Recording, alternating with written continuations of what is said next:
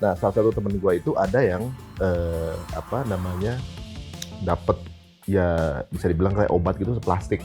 Wow. Terus dibagiin freely, di mana orang harus beli segala macem, dibagiin itu obat gitu. Gratis. Termasuk gue. Wow. Terus where's the fun gitu sampai. Ya. Kok gue nggak nemu gitu sampai gue so asik. Oh bukan so asik kayak gitu. Enggak juga gitu. Hati-hati paham. Ya. So asik.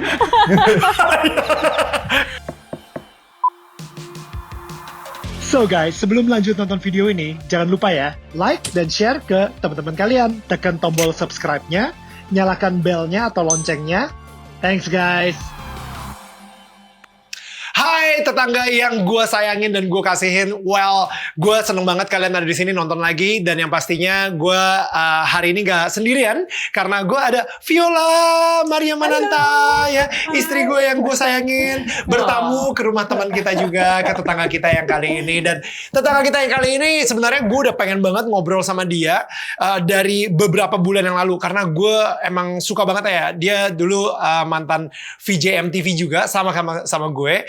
Dan sayangnya karena situasi pandemi seperti ini, dia adalah orang yang rentan karena umurnya cukup. Jadi gue gak berani. Harus diisolasi sebenarnya dia. Gue gak berani untuk bertamu ke rumah dia karena ya bahaya penularan gitu. Gue takutnya gue OTG, dia jadi gue mendingan menjauh aja gitu kan. Tapi ya akhirnya hari ini dia membuka pintunya. Lu mungkin bisa lihat di rumah yang luar biasa sekali. Ari untuk Gua pikir dia opening gitu mau serius sendirian gitu. Nggak taunya dia ngebully kita. Kalau gitu kita masuk tadi.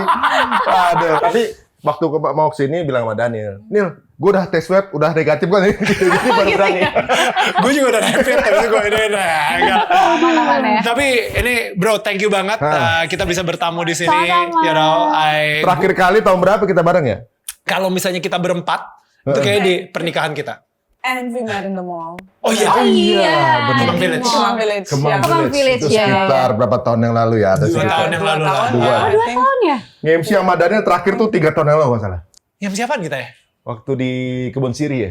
Oh itu ya untuk award apa gitu? Ya, Ya, itu itu Movie dia. Actors Award. Iya. 3 tahun yang Abis itu lalu. sama Panasonic Award kita ngasih award bareng Oh, atau iya. yang lu Inggris. 2018 ya? Lupa gue. Tapi Inggris lu bilang kayak ini lu ngomong bahasa Inggris atau abis itu gue improv gitu, abis itu yang itu ngakak semua sampai Helmi Yahya bilang gitu. Wah, gue masih inget tuh yang pas lu ngebully si Ari gara-gara Inggrisnya salah kayak gitu. Pas gue lupa, gue maksudnya ya? Iya, bukan Makin informasi kesini yang tapi penting. Inggris gue makin parah kok. Parah hancur ya. We should hang out more often. Gitu ya. Tuh bener-bener Bener, daripada bener. kita nyewa bahasa Inggris, guru, Bener. mendingan kita ngobrol terus Gitu aja aja, sama enak. Viola Tiap ya. hari Mbak dia Daniel. les tuh. Hang out please gitu kan. Iya, sama iya, kita. bener.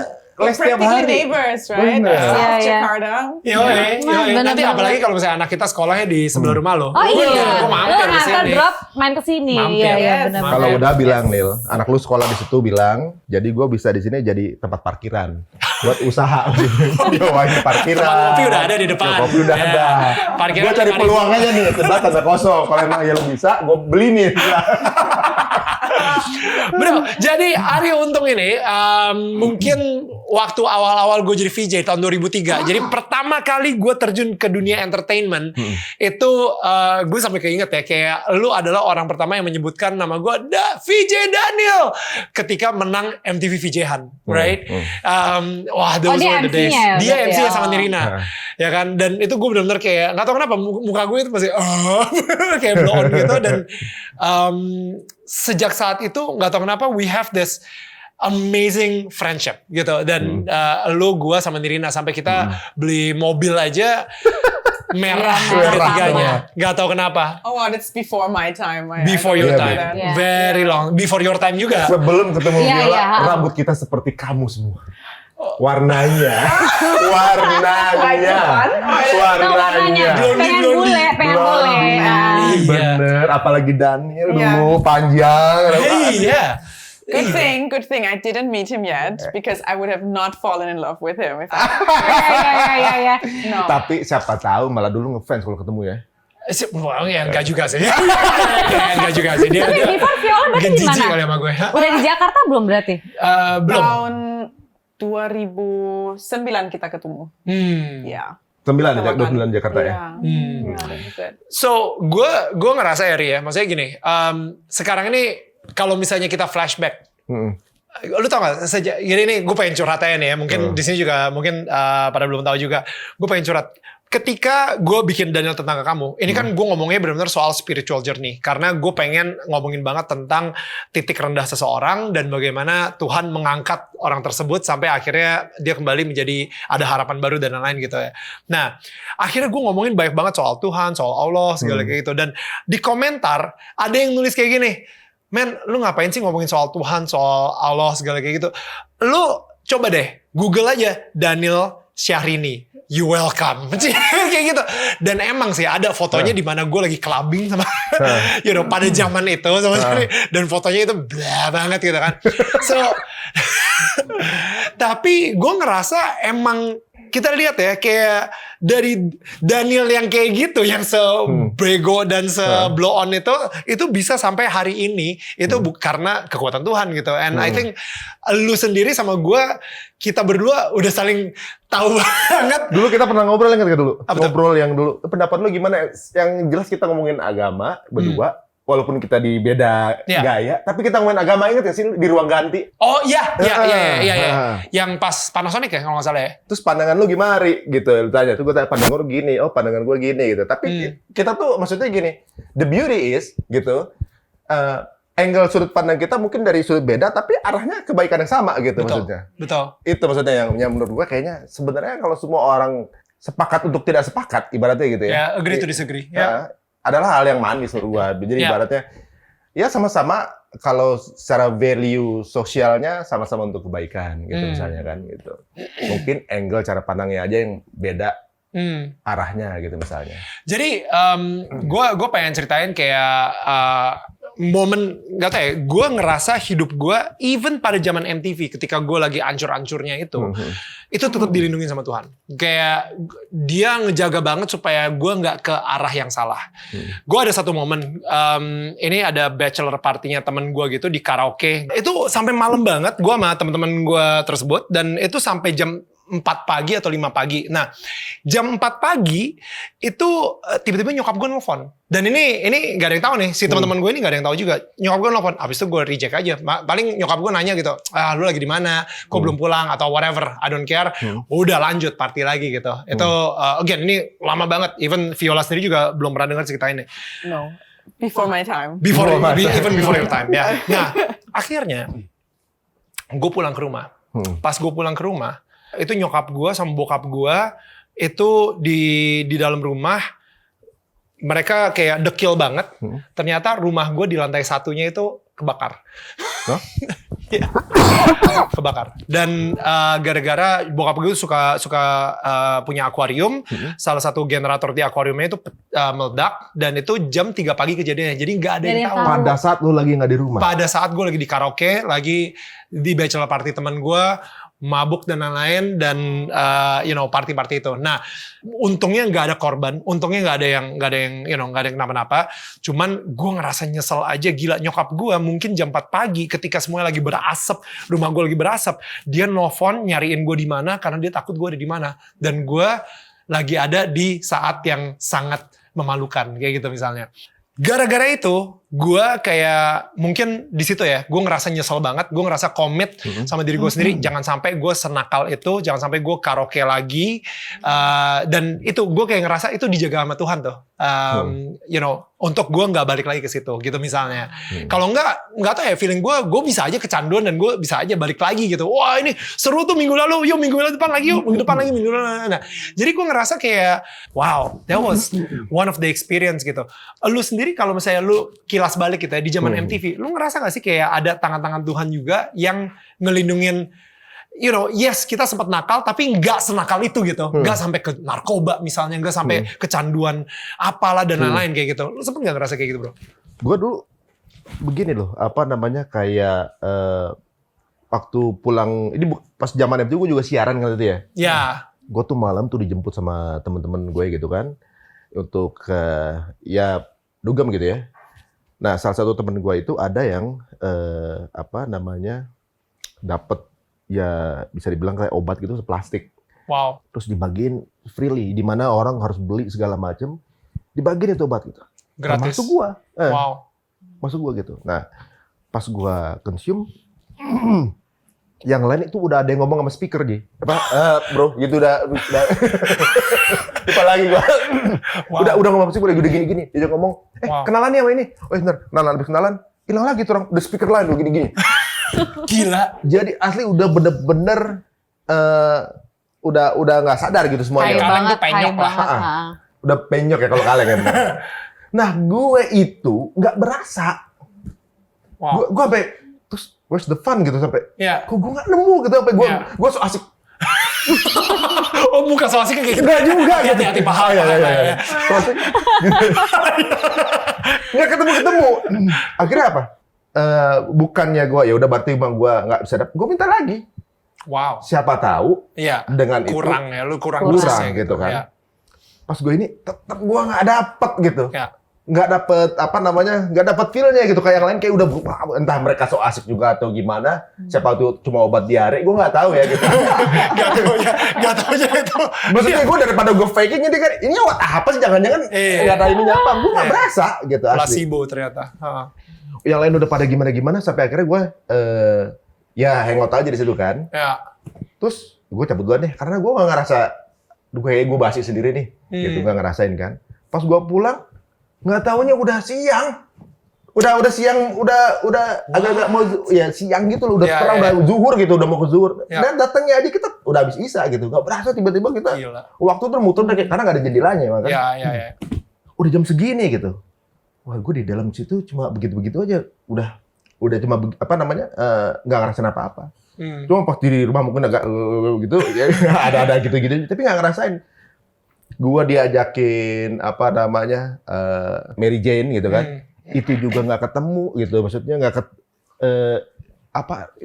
di mana titik poin enaknya ya gitu, sampai gua kadang-kadang pura-pura enak apa gimana gitu, sampai ngerokok aja gua kadang-kadang suka asik, tapi nggak ketemu juga yang kecanduannya. Sama. Nah di situ gua ngerasa kayak apa gua nggak diciptakan untuk berada di situ. Sampai minum aja gua nggak ketemu loh. Minum aja gue nggak ketemu banget sampai akhirnya sampai yang bagaimananya gitu. Pernah ada dulu sampai ada ya misalnya dikasih ada satu lah minuman yang ya lumayan berat lah waktu itu kan, dikasih langsung ke toilet gue karena nggak kuat langsung keluar lagi gitu. Wow. Gue sampai, gue nggak diciptain di lingkungan ini nih, gue sampai mikir gitu. Wow. Jadi tapi waktu itu memang gue juga belum beribadah banget sih, ibaratnya kayak kok nggak ada yang masuk ya, Actually mantul semua gitu. saat itu sama juga sih. teman-teman gue sendiri, di zaman even VJ sendiri, ada beberapa teman VJ itu yang nawarin kalau nggak salah dulu kayak Inek lah kayak gitu misalnya untuk pokoknya ke klub ecstasy, kalau misalnya ke klub gitu. Dan pas gue cobain pun juga gue muntah. And I think itu udah jejak-jejaknya tuh, kayak pas dicobain dan dan gue nggak efek juga. Jadi sehingga sampai hari ini gue benar-benar kayak nggak ada rasa penasaran, nggak ada rasa pengen juga. Dan actually pernah juga pas gue ke clubbing dikasih minum sama orang, pas gue minum tiba-tiba mendadak badan gue ngerasa aneh aja, dan habis itu gue langsung pengen pulang. Dan itu feeling gue di spike sih minumannya gitu ya, sama apa.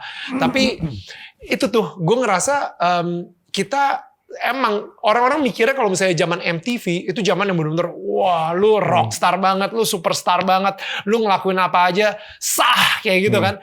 Tapi sebenarnya kita bisa ke arah situ, tapi kita enggak ke arah situ karena dilindungin sama tangan Tuhan tadi yang benar-benar kayak no gue punya rencana yang jauh lebih besar dari ini nih untuk lo, bukan cuma sekedar VJ MTV yang bakal ngerusak mungkin masa depan lo akan dirusak gara-gara narkoba dan lain-lain gitu. Tapi kita benar-benar kayak dijaga banget lah kayak gitu. Iya, maksudnya kan kita jaraknya udah tipis banget lah, orang yang punya obatnya kita kenal gitu kan, yang punya barangnya.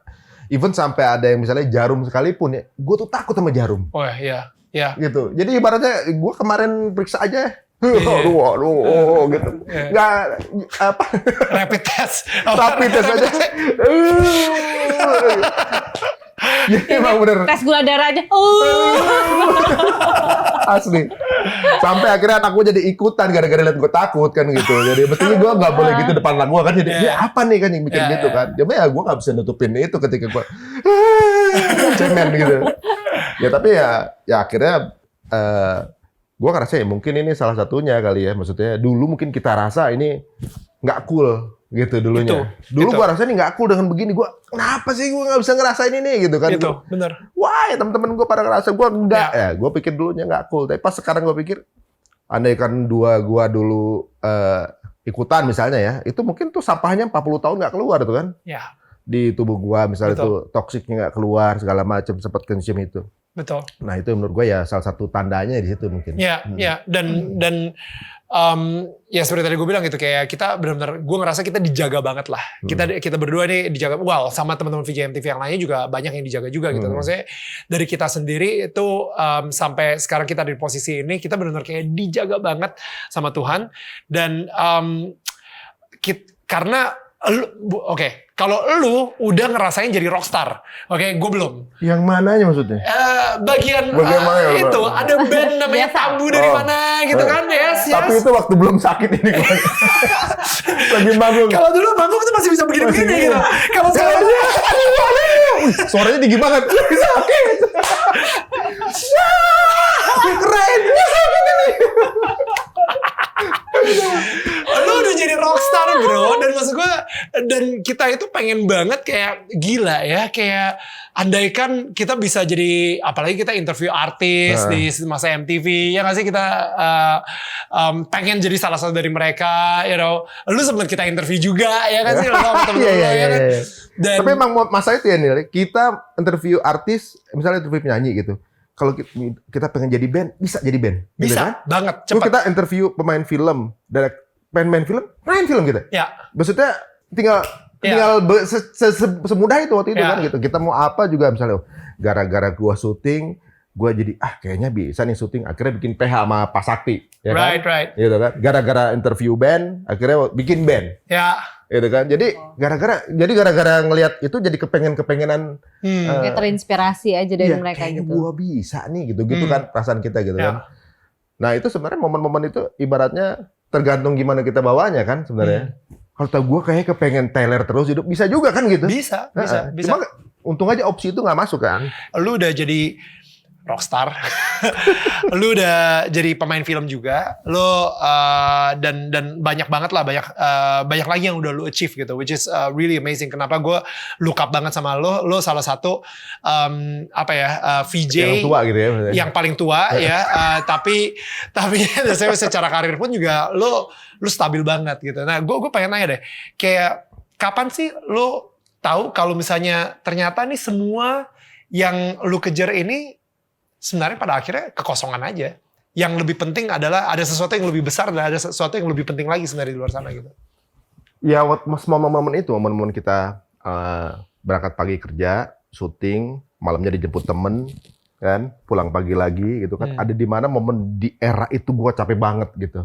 Jadi ibaratnya emang begini aja hidup ya. Gitu kan, muter gini lagi, apa begini tuh sampai gue mati gitu ibaratnya. Apa gue kerja cuma buat kemudian hangout selesai, kemudian gue meninggal nggak ninggalin legacy apa gitu. Dari situ gue mulai mikir, cari tahu kayak semacam ini berarti gue dihidupin, ini gue dari mana, sekarang lagi ngapain, terus nanti mau kemana, kan intinya gitu. Gue ini lagi ngapain nih di dunia sebenarnya nih? Apa itu? Orang lain kerjaan lain, apa yang itu? Jadi kayak lu bilang, definisi kita tuh lagi ngapainnya ini patokannya yang mana gitu? Apa gue ngikutin yang itu, apa yang ini, apa yang ono, apa masing-masing beda-beda. Makanya di situ mulai nyari-nyari. Gue memang orangnya suka dialog, kadang debat, kadang argumen sama temen gue. Emang ada nih temen untuk debat lah. Temen debat gue untuk nge-challenge pendapat. Ada emang temen gue kerjanya buat bantalan itu gitu kan. Ya disitulah banyak hal-hal yang kemudian ter-challenge di pikiran gue gitu. Jadi sebenarnya kita nih kayak misalnya nonton Avengers gitu kan. Udah tahu kan pasti bakal menang Avengers-nya. Tapi tetap lu tonton kan. Karena lu kepengen lihat bagaimana fight-nya kan gitu. Bagaimana apa namanya? Serunya, actionnya, prosesnya ya. gitu kan. Terus kayak kita begadang nonton bola gitu kan. Apa lu cuma mau lihat skornya doang gitu? Lihat skornya doang, lu tidur aja besok pagi nonton, lihat berita udah keluar. Tapi lu pengen nonton karena lu kan pengen lihat prosesnya kan. Nah gitu. Nah Tuhan ini udah tahu lu bakal gua mati ini. Ngapain kita dihidupin? Nah that's it. Maksudnya disitulah berarti. Berarti kan Tuhan pengen lihat prosesnya. Wow. Proses kita berjuangnya seperti apa, fightnya seperti apa, berjuang untuk dia atau bukan, misalnya kayak gitu tuh. Jadi ngapain kita dihidupin ya? Kalau untuk dimatiin lagi, kayak lilin ulang tahun ngapain dinyalain kalau body tube lagi maksudnya gitu. Jadi di situ mulai mikir gue, jadi ngapain? Tuhan juga nggak butuh kita hidup atau mati, keberadaan dia nggak berubah gitu, tetap di sana. Nah disitulah gue mulai mikir, kita ini siapa, kita asal dari mana, dan mau kemana gitu. Makanya waktu itu gue juga pelajarin semua keyakinan gue pelajarin. Ini tahun berapa, ini segala macam. Gue pelajarin situ. Ini roots-nya gimana segala macam. Gue ini bener-bener. Jadi ketika gue meyakini sesuatu, karena emang gue menemukan sendiri, gitu. Bukan turunan gitu maksudnya. Dan gue bisa ketika nanti suatu saat kita akan, kalau di Islam kan akan ditanya semua apa yang lu lakuin tuh per detiknya tuh ditanya, sampai benang-benang di baju lu, misalnya baju lu pakai buat apa, itu kan ditanya semua tuh. Ketika suatu saat nanti gue ditanya, gue punya jawabannya gitu. I feel like you only got to this place where you start asking questions when you already reached everything that you wanted to reach. Like you had, you were in entertainment, or you want to be in a rock band, you be in a rock band. You see the movies and you're like, oh, let's play in a movie. You know, you can reach it so easily, and you reach probably everything that you ever thought was cool or that you wanted to reach. And then you come to a point where it's like, that's it. Is that it, right? And I feel like that's when you start asking the questions, right? Before that, you still try to reach something, you reach the next thing until you cannot reach anything else. Yeah. And then you're like, oh, is that gonna be it, right? Kayak kita naik tiang nih, tiang bendera. Naiknya kan susah tuh. Sampai di atas ujung tiang, tulisannya ini ujung tiang gitu doang. Gue sampai di atas capek-capek. Ini doang. Should I jump? Habis ini apa? Gue di atas gitu. It's such a good picture. Kadang-kadang orang naik gunung sampai di atas, wah bagus banget gitu. Itu indah di momen detik pertama kita lihat kan. Lama-lama detik berjalan, lama-lama kayak apa? Lama-lama mulai biasa, lama-lama mulai hambar, lama-lama mulai oke. Nggak seindah waktu pertama kali gue lihat, lama-lama udah. And then next. Yeah. Tapi ini udah di ujung nih. Yeah, you already were married, right? You already had Lu children. lu udah nikah dan si Gavin udah lahir saat itu. Udah. Udah ya? 11 tahun ya Gavin. Wow. Gavin udah 11 tahun dan ketika itu gue juga mikir juga, nih anak gue ini mau gue jadiin apa, gue bawa kemana, bapaknya ini harus jadi keluarga kan menurut gue nih harus punya target tujuan, arah jalan gitu kan. Kita satu satu perahu lah. Gua nakodanya misalnya kan gitu. Misalnya kita nikah, udah nikah aja. And then nggak ada tujuan, ya lu jalan kemana gitu. Kalau mobil aja gigi netral nggak jalan kan gitu. Nah arah tujuannya kemana itu kan yang harus dari tanggung jawab nyeting kan bapaknya. Ya, sebagai imam juga Imam di juga keluarga. gitu. Istri gua mau gimana, anak gue gimana, arahnya gimana, hidup kita buat apa. Arahnya itu jelas udah kita patokin dari awal.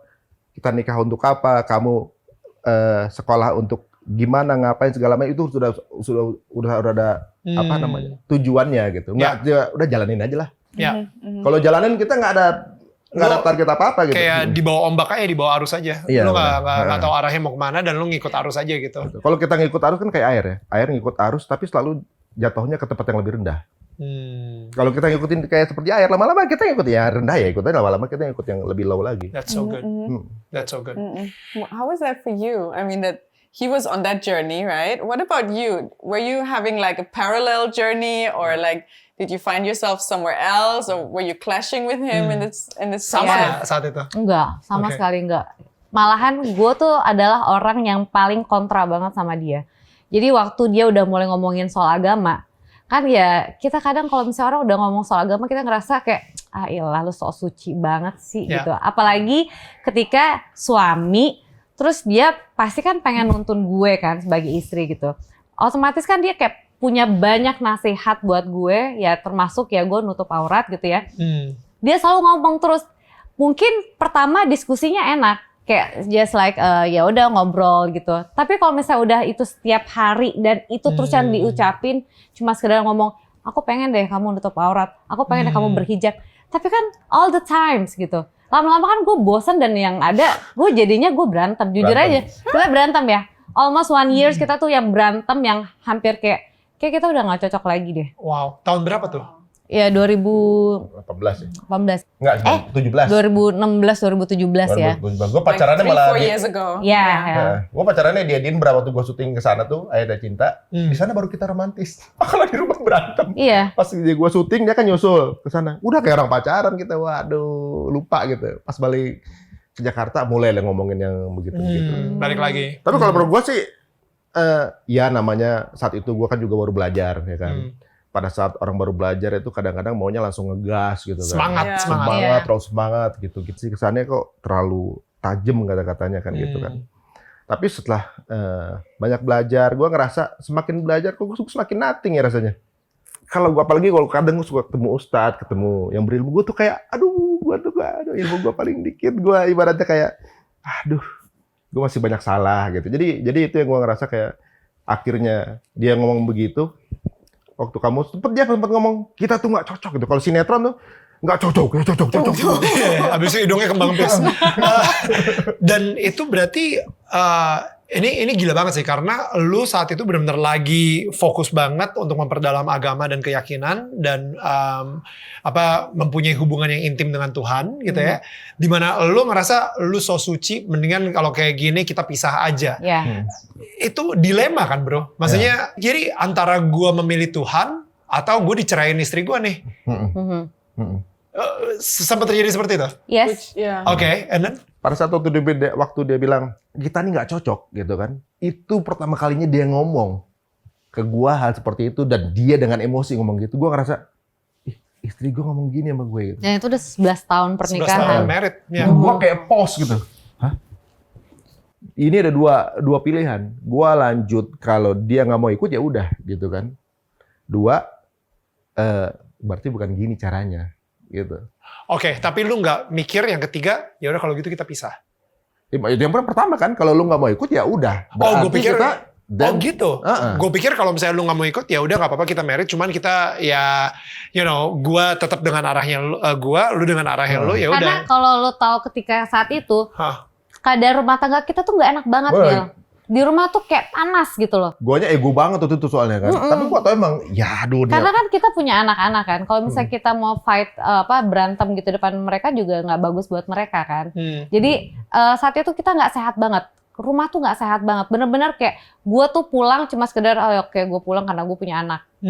Kalau misalnya gue mau mikir gue masih ya udah gue bisa pergi atau apa karena kan gue masih fun-fun aja gitu. Jadi kalau gue jemput dia nih, gue selalu jemput di lagi ngumpul temen-temennya, ada hari gitu.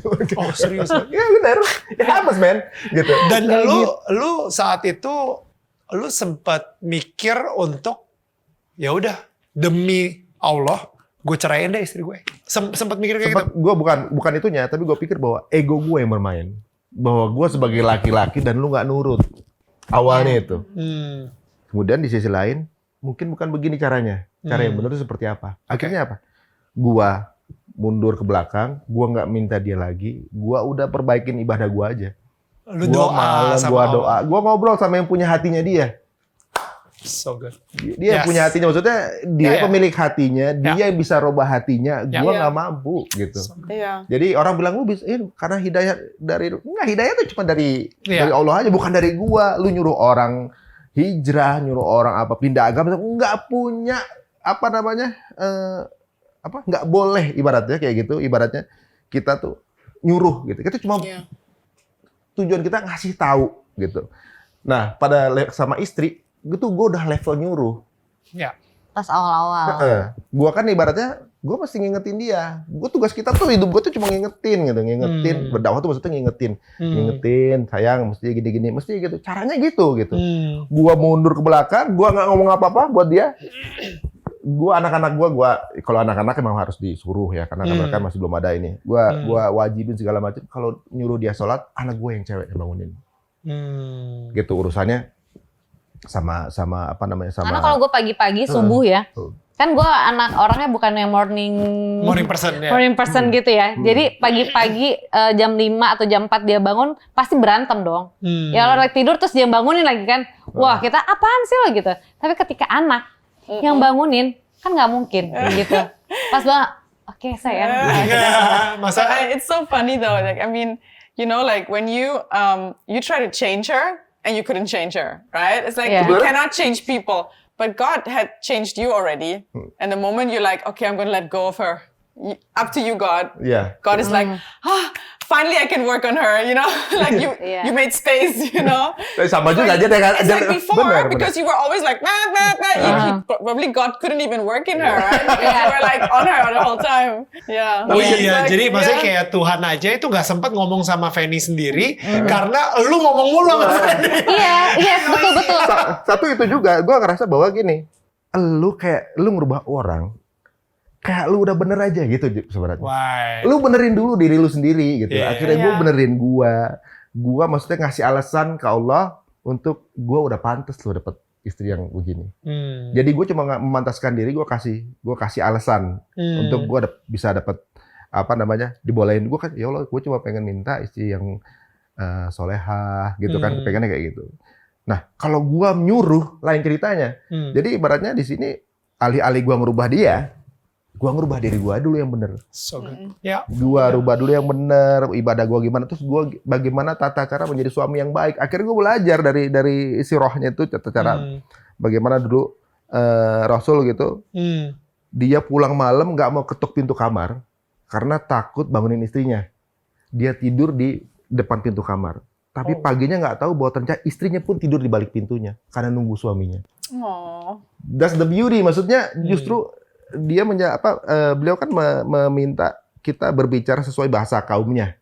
Kayak bicara sama Gavin, kamu harus sholat, kamu udah akil balik, kamu udah wajib. Bicara sama Atala nggak mungkin, kamu harus sholat, nggak mungkin gitu kan? Sholat dong biar jadi kayak Spider-Man gitu. Iya. It's different kind of Anak umur language. 4 tahun sama anak umur 15 tahun udah pasti lah beda. Bener. Iya. Nah begitu juga dengan istri. Iya. Lu nggak bisa dengan pola pikiran lu apa lu udah tahu gini, istri lu harus tahu sama. Enggak gitu caranya. Di situ sejak saat itu gue juga udah mulai berubah cara berpikir gue. Dari gue tadinya gue suka nyalain orang, karena balik gue yang salah. Apa-apa mungkin ada yang dia tahu gue enggak gitu. Wow. Ada yang gue tahu dia enggak, tapi ada yang dia tahu lu enggak. Gue juga maksudnya gue enggak gitu. Ya. Nah begitu juga makanya ketika ke istri biar dia berproses sendiri. Karena lo tau kan ya, maksudnya kalau misalnya perempuan itu kan kalau misalnya ya mostly ya entertainment kalau kita di Indonesia ini kan kalau misalnya udah yang nutup hijab, oh berarti lo nggak bisa syuting lagi, udah nggak bisa ini, lo harus pilih-pilih apa segala macam gitu kan. Sedangkan waktu itu karir gue lagi fine-fine banget gitu, lagi baik aja, terus gue juga lagi ada penawaran yang gue pengen-pengen, pokoknya semua gue lagi goals gue tuh lagi satu gue lagi petik-petikin gitu. Terus tiba-tiba posisi gue lagi bagus-bagus aja dan gak ada masalah, dia minta gue untuk berhijab. Otomatis kan gue kayak, oh lu nge-cut karir gue. Wow. Oh lu mau nyuruh gue stop di entertainment. Oh lu mau nyuruh gue jadi ibu rumah tangga aja.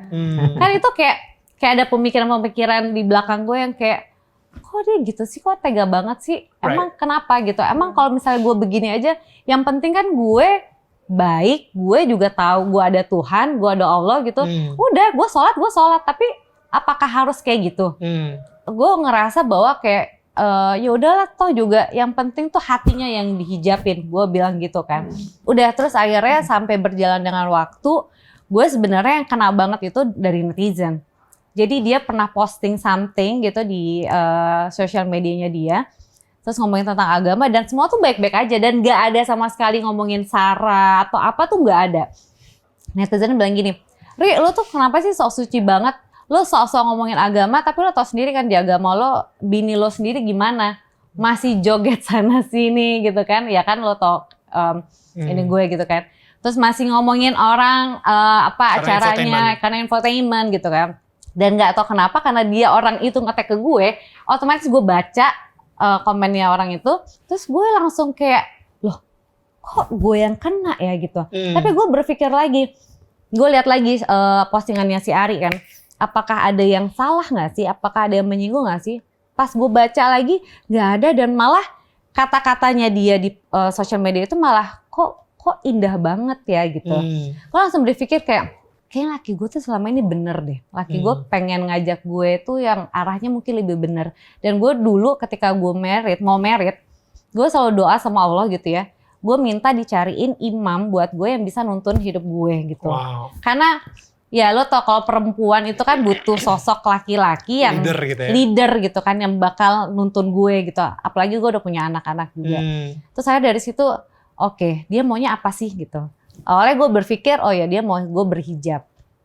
Gue mikirnya gini, kalau berhijab itu tuh kayak apa ya, tren ataupun mungkin influence dari Arab mungkin masuk ke Indonesia terus berhijab. Jadi orang muslim harus berhijab. Gue pikir tuh bukan sesuatu yang wajib atau apa gitu. Tapi gue jadi challenge diri gue. Oke, kalau misalnya memang ini ada di Quran gue, di kitab gue, kalau emang mengatakan hijab itu wajib, terus hijab itu memang harus gue pakai hijab, oke, gue akan pakai, gue bilang gitu. Tapi ternyata gue emang ngedapetin semua gitu kan dari Al-Quran tuh ada semua hadisnya lengkap, semuanya lengkap. Akhirnya gue oke, gue akan pakai. Tapi apa yang harus gue lakuin? Kan harus ada action kan? Lo nggak bisa cuma niat-niat aja, tapi lo nggak ada action. Yang ada lo akan failed aja gitu. Niat lo akan bias aja gitu. Sampai akhirnya gue mau keluar dari kerjaan gue. Oh wow. Tapi ternyata nggak cuma segitu doang, Nil. Yang lucunya adalah gue akhirnya beli tuh hijab ini karena gue nggak punya. Dulu gue nggak punya satu helai pun ada dan itu transparan. Oke. Dan kelihatan juga kan ya. Jadi udah akhirnya hijab macam apa itu? Iya, dia kayak buat lo kayak pakai baju kayak kebuka-buka juga. Iya, jadi aksesoris doang gitu kan.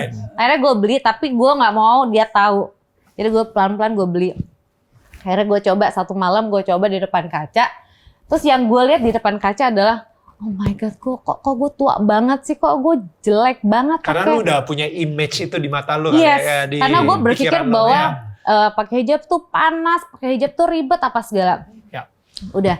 Dan nggak tahu kenapa besok harinya persis, kan gue lagi suka banget bikin kopi kan. Bikin kopi. Terus tiba-tiba kan kopi yang gue V60 itu kan harus panas banget kan airnya. Terus gue gak tahu kenapa gue megang tekonya itu dan gue tumpahin di atas paha gue. Jadi tumpah aja gitu di atas paha gue dan gue langsung buka kan celana waktu itu gue langsung buka. Dan gue langsung ngeliat tuh kulit gue tuh yang kayak udah kayak berjatuhan karena air panas banget kan. Jadi ibaratnya tuh kayak kulit tuh kayak buruk and then red. Dua-duanya. Not even one, dua gitu kan. Oh god. Kemudian ketika sampai rumah sakit bentol-bentol gitu kan, dipecahinnya pun nggak bisa dibius, gitu. Udah dibius tapi nggak mempan. Iya, maksudnya nggak mempan. Nggak berasa.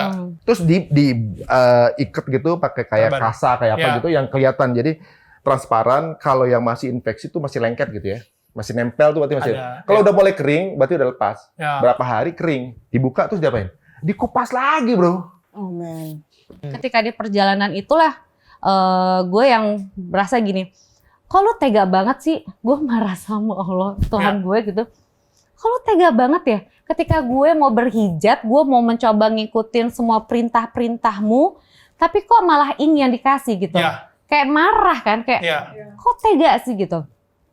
Tapi kayak gue dibisikin lagi, ada kayak ngebisikin lagi bilang gini, ini nih masih panasnya di dunia loh. Maksudnya lo tahu ada surga dan neraka gitu kan, misalnya kalau di agama kita ada gitu. Terus lo nggak tahu misalnya dengan kesalahan-kesalahan yang lo buat, apakah lo udah pasti masuk surga? Nah kalau di neraka lo akan dihukum lagi dan lebih berat daripada ini. Ini cuma sekedar apa sih yang ada di dunia ini gitu. Nah dari situlah gue kayak akhirnya gue bisa ngobrol sama dia. Dari yang kita tegang-tegangan terus selama ini nggak pernah ngobrol enak, nggak pernah ngobrol asik gitu. Akhirnya di rumah sakit kita tuh kayak ngobrol apapun kita obrolin ya. Tentang agama, tentang kerjaan, tentang apapun kita ngobrol dan ternyata tuh enak banget ketika kita sebenarnya kan ego ya. Ego tuh kalau kita suami istri tuh kalau misalnya kita mau menangin ego tuh mau sampai kapan sih gitu. Nggak ada habisnya. Nggak ada habisnya gitu. Jadi gue ngerasa ketika gue kemarin tuh gue kayak dibutain dengan pekerjaan, dibutain sama duit, dibutain sama apa keseruan itu. Ternyata kalau misalnya kita ngomong dengan egonya yang agak kita turunin, terus kita ngobrol lebih, itu tuh enak banget. Dan gue ngerasa di situ ini sebenarnya suami istri yang gue pengen sebenarnya. Idealnya. Ideal tuh kayak gini, komunikasi. Sampai akhirnya gue udah selesaiin semua pekerjaan gue. Setelah gue selesai sembuh, terus gue selesaiin pekerjaan gue. Abis itu gue juga berpikir, what next? Apakah gue harus memakai hijab atau apa gitu kan? Tapi gue berpikir saat itu adalah nggak tahu kenapa. Gue ingat banget di awal tahun baru. Nggak tahu, gue selesai mandi, gue langsung tertuju ke kotak yang ada hijab yang pernah gue pakai itu lagi. Gue beli itu.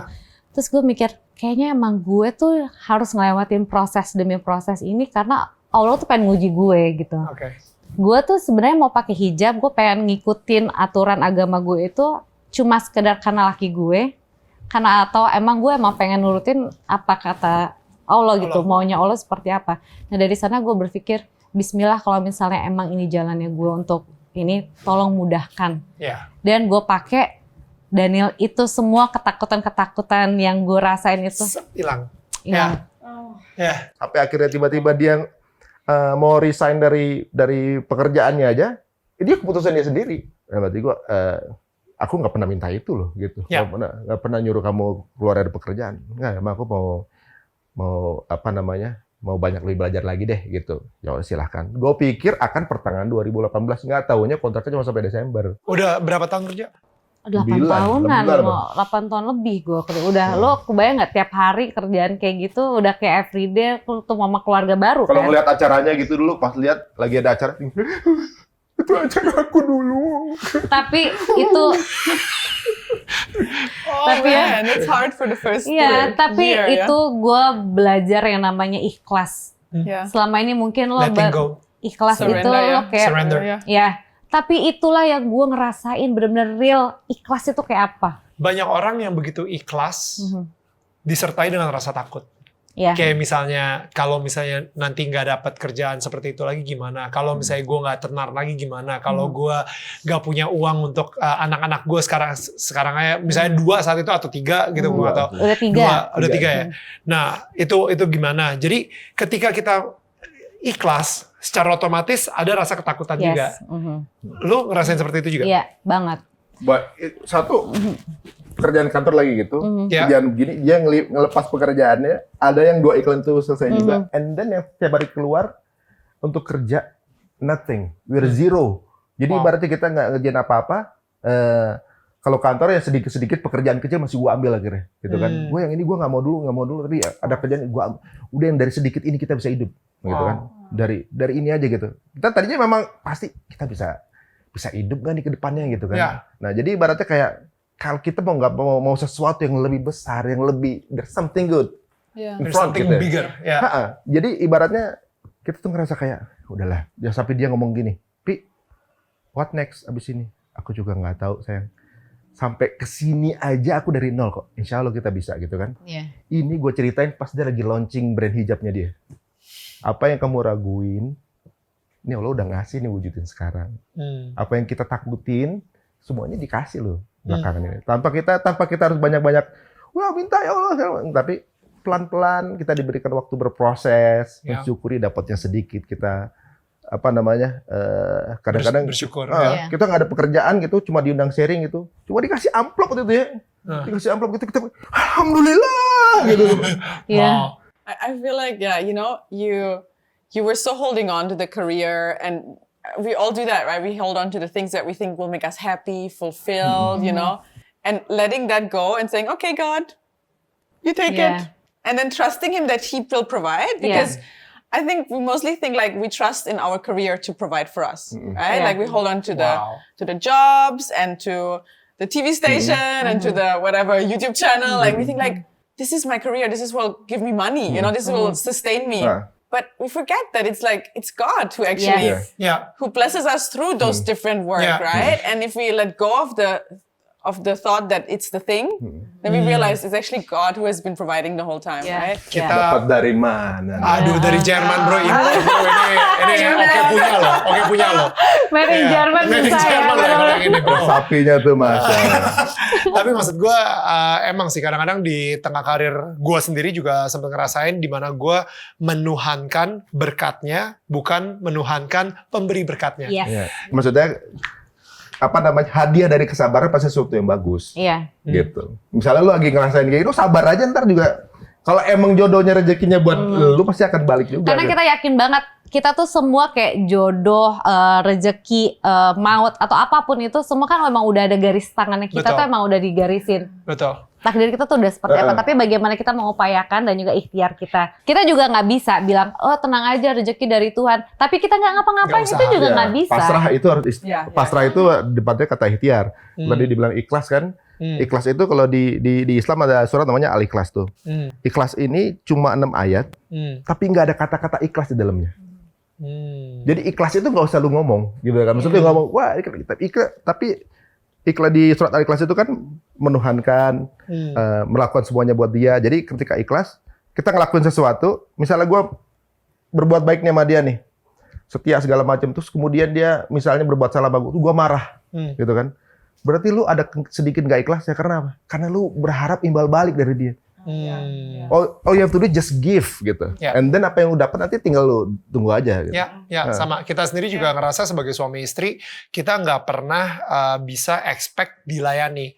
Kita melayani. Gue selalu bilang sama Viola gitu kayak Viola itu nggak hutang apa-apa sama gue, tapi gue hutang segalanya untuk Viola. Karena orang mikir kayak, wah nggak mungkin Neil, karena lu kan sebagai seorang suami, lu yang ngasih makan, lu yang nyariin duit segala kayak Emang gitu. tugas lu gitu. Emang tugas gue, tapi yet at the same time, Viola memberikan gue 2 anak yang luar biasa. Dia mengorbankan badannya yang dulu, sekarang udah melahirkan 2 anak, itu badannya tapi udah berbeda. berubah kok. Untungnya nggak berubah gitu kan. Tapi modelnya masih berasa banget loh model. Oh iya. Jadi maksud gue kayak I think justru Viola udah mengorbankan lebih banyak lagi daripada apa yang gue korbankan untuk Viola misalnya kayak gitu. Jadi but you cannot count this, Gak bisa juga. oh you give me this, so I give you this. You know, when we start counting, Nah this itu is bukan not how ikhlas marriage namanya. works, right? Transaksional. Transactional is not how it is. It's like, we give and we expect God to take care that it will come back, right? We don't give and expect this person to come back. That's true. It's like, I don't know. Sorry, I would just want to talk about, what it means to be married. When you commit, it's not a contract. I'll be good to you, you'll be good to me, right? Yeah. It means even if you're not good to me when you're in a hard time or whatever, I'll still be good to you, right? And then we just wait until God turns it again, right? But that's commitment. Yeah. And I feel like many people don't understand that, right? That it's actually, it's not a contract. The marriage is not a contract. Bukan transaksional. And also with God, our relationship with God, it's not a contract, right? We can do good. Doesn't mean, oh, God is gonna straight away pour out on us. Like, God, where's the blessing, right? I was so good, it's not like that in life, right? It's like a surrender and trusting the timing of God as well, right? Ngomong soal surrender, ikhlas tadi, apa yang sebenarnya gampang kalau misalnya kita sering berdoa gitu. Udah yuk kita kasih segala kekhawatiran kita ke Tuhan. Kita kasih masa depan kita yang kita nggak bisa tebak, ketidakpastian, kita kasih semuanya ke Tuhan. Tapi kadang-kadang kita nggak berani ngasih karir kita ke Tuhan. Semua uang, aset, dan apa yang udah kita achieve, apa yang udah kita dapatkan secara sulit dengan usaha kita, itu kita kasih juga ke Tuhan. Jadi misalnya makanya tadi pas lu bilang, gue udah 8 tahun kerja di sini sebagai seorang presenter, karakter gue ini, tapi ketika gue memilih Tuhan, gue harus memberikan itu ke Tuhan juga. Itu masih agak sulit tuh ya, jadi kayak masih agak, tapi akhirnya makanya itu hebat banget sih. Ikhlas, pasti ada rasa takutnya juga. Tapi harus lo lakuin. Tapi lo nurut. Iya nurut, karena kita tahu, abis itu gue berpikir gini, walaupun gue masih nggak tahu apa ini, karena kan pasti kita masih kayak bertanya-tanya gitu, karena gue juga masih banyak belajar, Daniel. Gue tahu gue masih jauh banget gitu. Ketika kita semakin belajar kan kita semakin tahu bahwa sebenarnya ilmu tuh banyak banget gitu. Pasti. Kita tuh kayak kecil gitu kan, apalagi kita bicara mengenai Tuhan gitu kan, kita kayak kecil banget gitu. Jadi ketika gue lagi ngejalan itu, gue jujur, gue masih ragu waktu itu. Ini gue ikhlas apa enggak sih? Tapi kok gue masih takut ya, kok gue berat ini. Gue ikhlas enggak sih? Tapi gue selalu bilang, ya Allah tolong ringankan jalan saya, karena saya ingin benar-benar kepadamu gitu kan. Yang bikin gue ini banget tuh adalah ketika gue pakai, orang-orang kan gue berpikir bahwa oke, gue pasti akan teman-teman gue bakal hilang, terus gue bakal ya udah gue akan sendiri ya kita lihat deh nanti. Tapi ternyata gue malah kayak gue dipeluk gitu, kayak selama ini gue happy gitu. Tapi happy-nya ya udah gitu aja, tuh habis itu lu pulang ke rumah udah hilang gitu kan. Tapi ini tuh kayak happy-nya tuh kayak tenang, hidup lu tuh kayak nyaman gitu. Terus ketakutan apa sih, kayak gue tuh kayak ketika gue berubah gitu istilahnya ya, kayak Allah tuh kayak terus ngasih tau ini loh. Jadi gue kayak gue lagi bersyukur dengan apa yang dia kasih ke gue gitu. Semakin kayak dia ngebuktiin terus kebesarannya gitu. Kayak apa sih, gue kayak takut masalah karir gue takut iklan gue kemarin. Aku ganti, langsung gue dikasih iklan baru. Jadi kayak gue yang, jadi apa sih yang gue takutin? Gue cuma takutin sama manusia doang gitu. Dulu apa yang disuruh sama produser gue, apa yang disuruh sama siapapun itu, Fen, ntar lu pokoknya rambutnya harus gini ya, ntar lu bajunya harus begini, harus apa. Gue nurut semua apa kata dia, tapi gue gak nurut sama Allah. Tapi ya gue udah gitu-gitu aja. Ketika ada orang yang lebih baik lagi, gue akan diganti kok. Kan kehidupan kita gitu, maksudnya ada orang ya kita akan berputar, akan diganti gitu. Tapi ketika kita mintanya sama Allah, kayak kita tuh istilahnya nggak usah minta aja tuh, Allah tuh tahu kita tuh butuhnya apa sih gitu. Jadi malah di situ yang gue ngerasa bahwa gue kayak di situ kayak gue lagi istilahnya gue lagi merangkak nih menuju dia. Dia tuh bukannya malah ngeliatin gue, oh lu lagi merangkak, oh dia lagi ngeliatin proses gue, tapi dia malah ngedatengin gue, melukin gue gitu. Itu yang gue ngerasa kayak wow, itu sih indahnya. Makanya gue ketika misalnya gue ngomongin soal kayak gini gitu, orang banyak nanya, terus lo gimana dong, kerjaan lo gimana? Emang gue mungkin nggak kayak dulu. Mungkin lo dulu mungkin bisa ngeliat gue tiap hari bisa di TV gitu. Tapi gue alhamdulillah gue seneng di sini. Gue malah menikmati waktu gue sama anak-anak gue. Dengan penghasilan gue ngerasa cukup banget. Karena kita dulu tuh dapatnya berapa sih nih mas? Istilahnya lo mau beli apa lo bisa gitu. Tapi lo selalu kurang terus kan? Tapi sekarang lo kayak dapet tuh, gue ngerasa cukup banget kok. Gue bisa makan, gue bisa happy apapun yang gue lakuin dulu, gue masih bisa ngerasain dan malah berkah yang gue dapetin gitu. Percuma kan kita dapetin duit banyak, tapi kayak pikirannya banyak, kayak selalu kurang lagi. Tapi ketika kita malah di sini kayak kok segini aja cukup, kayak kita cuma dikasih amplop Nil. Lo biasanya kita apa transfer kan, udah kayak oh ya udah sekian oke gitu. Tapi ini kita kayak dikasih amplop, ya amplop sebanyak-banyaknya ya semuatnya amplop kan. Kita kayak bersyukur banget ya, kayak aduh Pi ini disimpan ya, ntar kita buat kita jajan aja, ntar kita buat beli makan apa. Jadi gue simpenin tuh amplop sampai kadang kayak buat gue duit belanja gue sehari-hari gitu ya, buat beli sayur atau apa. Gue kayak ngerasa kok nggak habis-habis nih duitnya gitu. Yang kita bilang kita cuma dapat segitu, kita happy-nya ngalahin dulu ya gitu. Kita happy banget ngelepasin itu semua dengan dapat yang lebih apa namanya ibaratnya dicukupkan gitu. Itu nikmatnya beda gitu. Kayak misalnya kayak lu kayak lu bilang misalnya gini, kita tuh kadang-kadang suka berat untuk ngasih sesuatu yang kita udah ini punya gua nih gitu. Gua udah achieve gitu kan segala macam. Kayak mungkin makanya tuh kayak di Islam suka ada kurban. Beliau aja diminta untuk mengorbankan anaknya gitu. Ini bukan anak gitu, ibaratnya les gitu kan jatuhnya, cuma karir kita atau apa. Ini anaknya. Nah dari situ gue belajar bahwa sebenarnya kenapa harus mengorbankan, yang dikorbankan adalah rasa kepemilikan kita sebenarnya akan sesuatu. Ownership. We need to sacrifice the feel of ownership of something because we never own it. Wow. Benar. Karena kalau gue ngerti gini, oke lah misalnya kita dapat lagi ada harta misalnya kan, kaya itu cuma sementara. Miskin juga sementara, gitu. Ada lagunya tuh. Sehat sementara, sakit juga sementara, gitu. Karena at the end, ya semuanya kita pasti akan meninggal, gitu. Lu sehebat-hebatnya, sekuat-kuatnya, tenar-tenar, itu juga akan dipanggil. Dan itu nggak akan lu bawa, gitu kan. Jadi sebaik-baik, jadi dari pelajaran awal tadi kenapa gue belajar, gue lagi ngapain, dari mana mau kemana, berarti gue hidup ini harus yang manfaat. Jadi kalau gue nggak manfaat, gue nggak ada legacy apa-apa nanti gitu. Jadi ibaratnya hidup itu bukan berarti lu harus tenar gitu ibaratnya. Lu harus beket, harus viral gitu kan. Jadi ketika kita ngelepas itu rasanya kayak, man, kita jadi lebih semua relief gitu, ibaratnya kayak kok kita bebannya kita kok sekarang santai ya rasanya gitu. Jadi kayak misalnya gini, kita punya sesuatu misalnya harta itu, apa yang kita punya itu kita pakai bukan kita untuk buat pamer, tapi untuk kita pakai, untuk kita manfaatkan gitu. Ya. Kayak di kita kan Untuk di Islam kita nikmatin, untuk kita actually. nikmatin, Ya. bukan untuk showing off Ya. gitu. Kalau Ya. kita ada lebihnya, ya itu sedekah gitu. Jadi nggak ada orang sedekah jadi miskin, nggak ada gitu.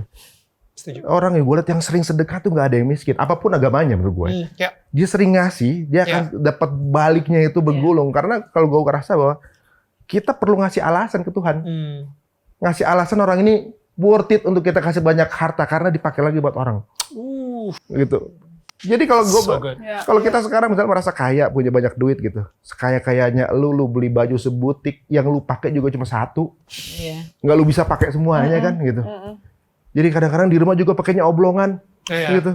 Iya. Jadi buat apa gitu? Kadang-kadang punya nggak dipakai juga buat Ya. pamer doang, Ya. buat di sosmed gitu. Kita Ya. bohong ke publik, bohong gimana padahal enggak. Banyak yang kelihatannya kaya nggak tahu ya, utangnya banyak. Banyak yang kelihatannya kayaknya happy nggak taunya sakit. Ya. Gitu. Ya. Ada pesakit tersembunyi kita nggak tahu. Banyak yang kelihatannya kayaknya hidupnya senang, nggak tahu keluarga berantakan, kita nggak pernah tahu. Ya. Makanya kita kan kepengen ya Tuhan tolong lengkapi kita gitu. Kasih keberkahannya buat kita sesuai yang pantas buat kita. Makanya kita coba mantasin diri terus saja gitu.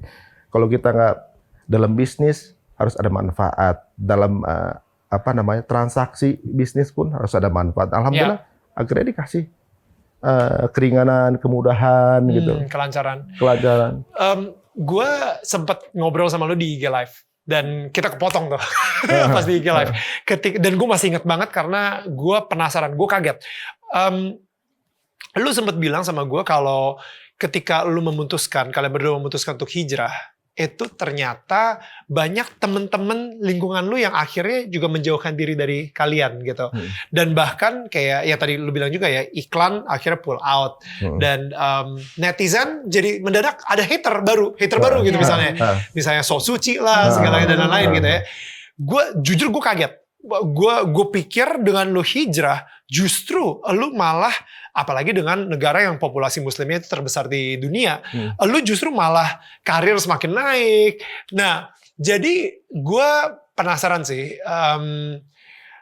apa sih misconception atau misunderstanding terbesar yang orang-orang suka salah kaprah ketika melihat kalian berdua hijrah? Mungkin mereka mempunyai pemikiran sendiri terhadap hijrah itu sendiri, sehingga sebenarnya kita nggak gitu loh, kayak gitu misalnya. Itu sih hal yang lumrah sih menurut gue. Jadi gue juga nggak pernah menyalahkan ketika ada teman gue yang kemudian tiba-tiba menjauh gitu. Karena dia kan nggak tahu sebenarnya kan gitu. Kadang-kadang orang udah skeptis dengan kata hijrah itu sendiri gitu. Nggak usah kata hijrah deh, kata Islam itu sendiri.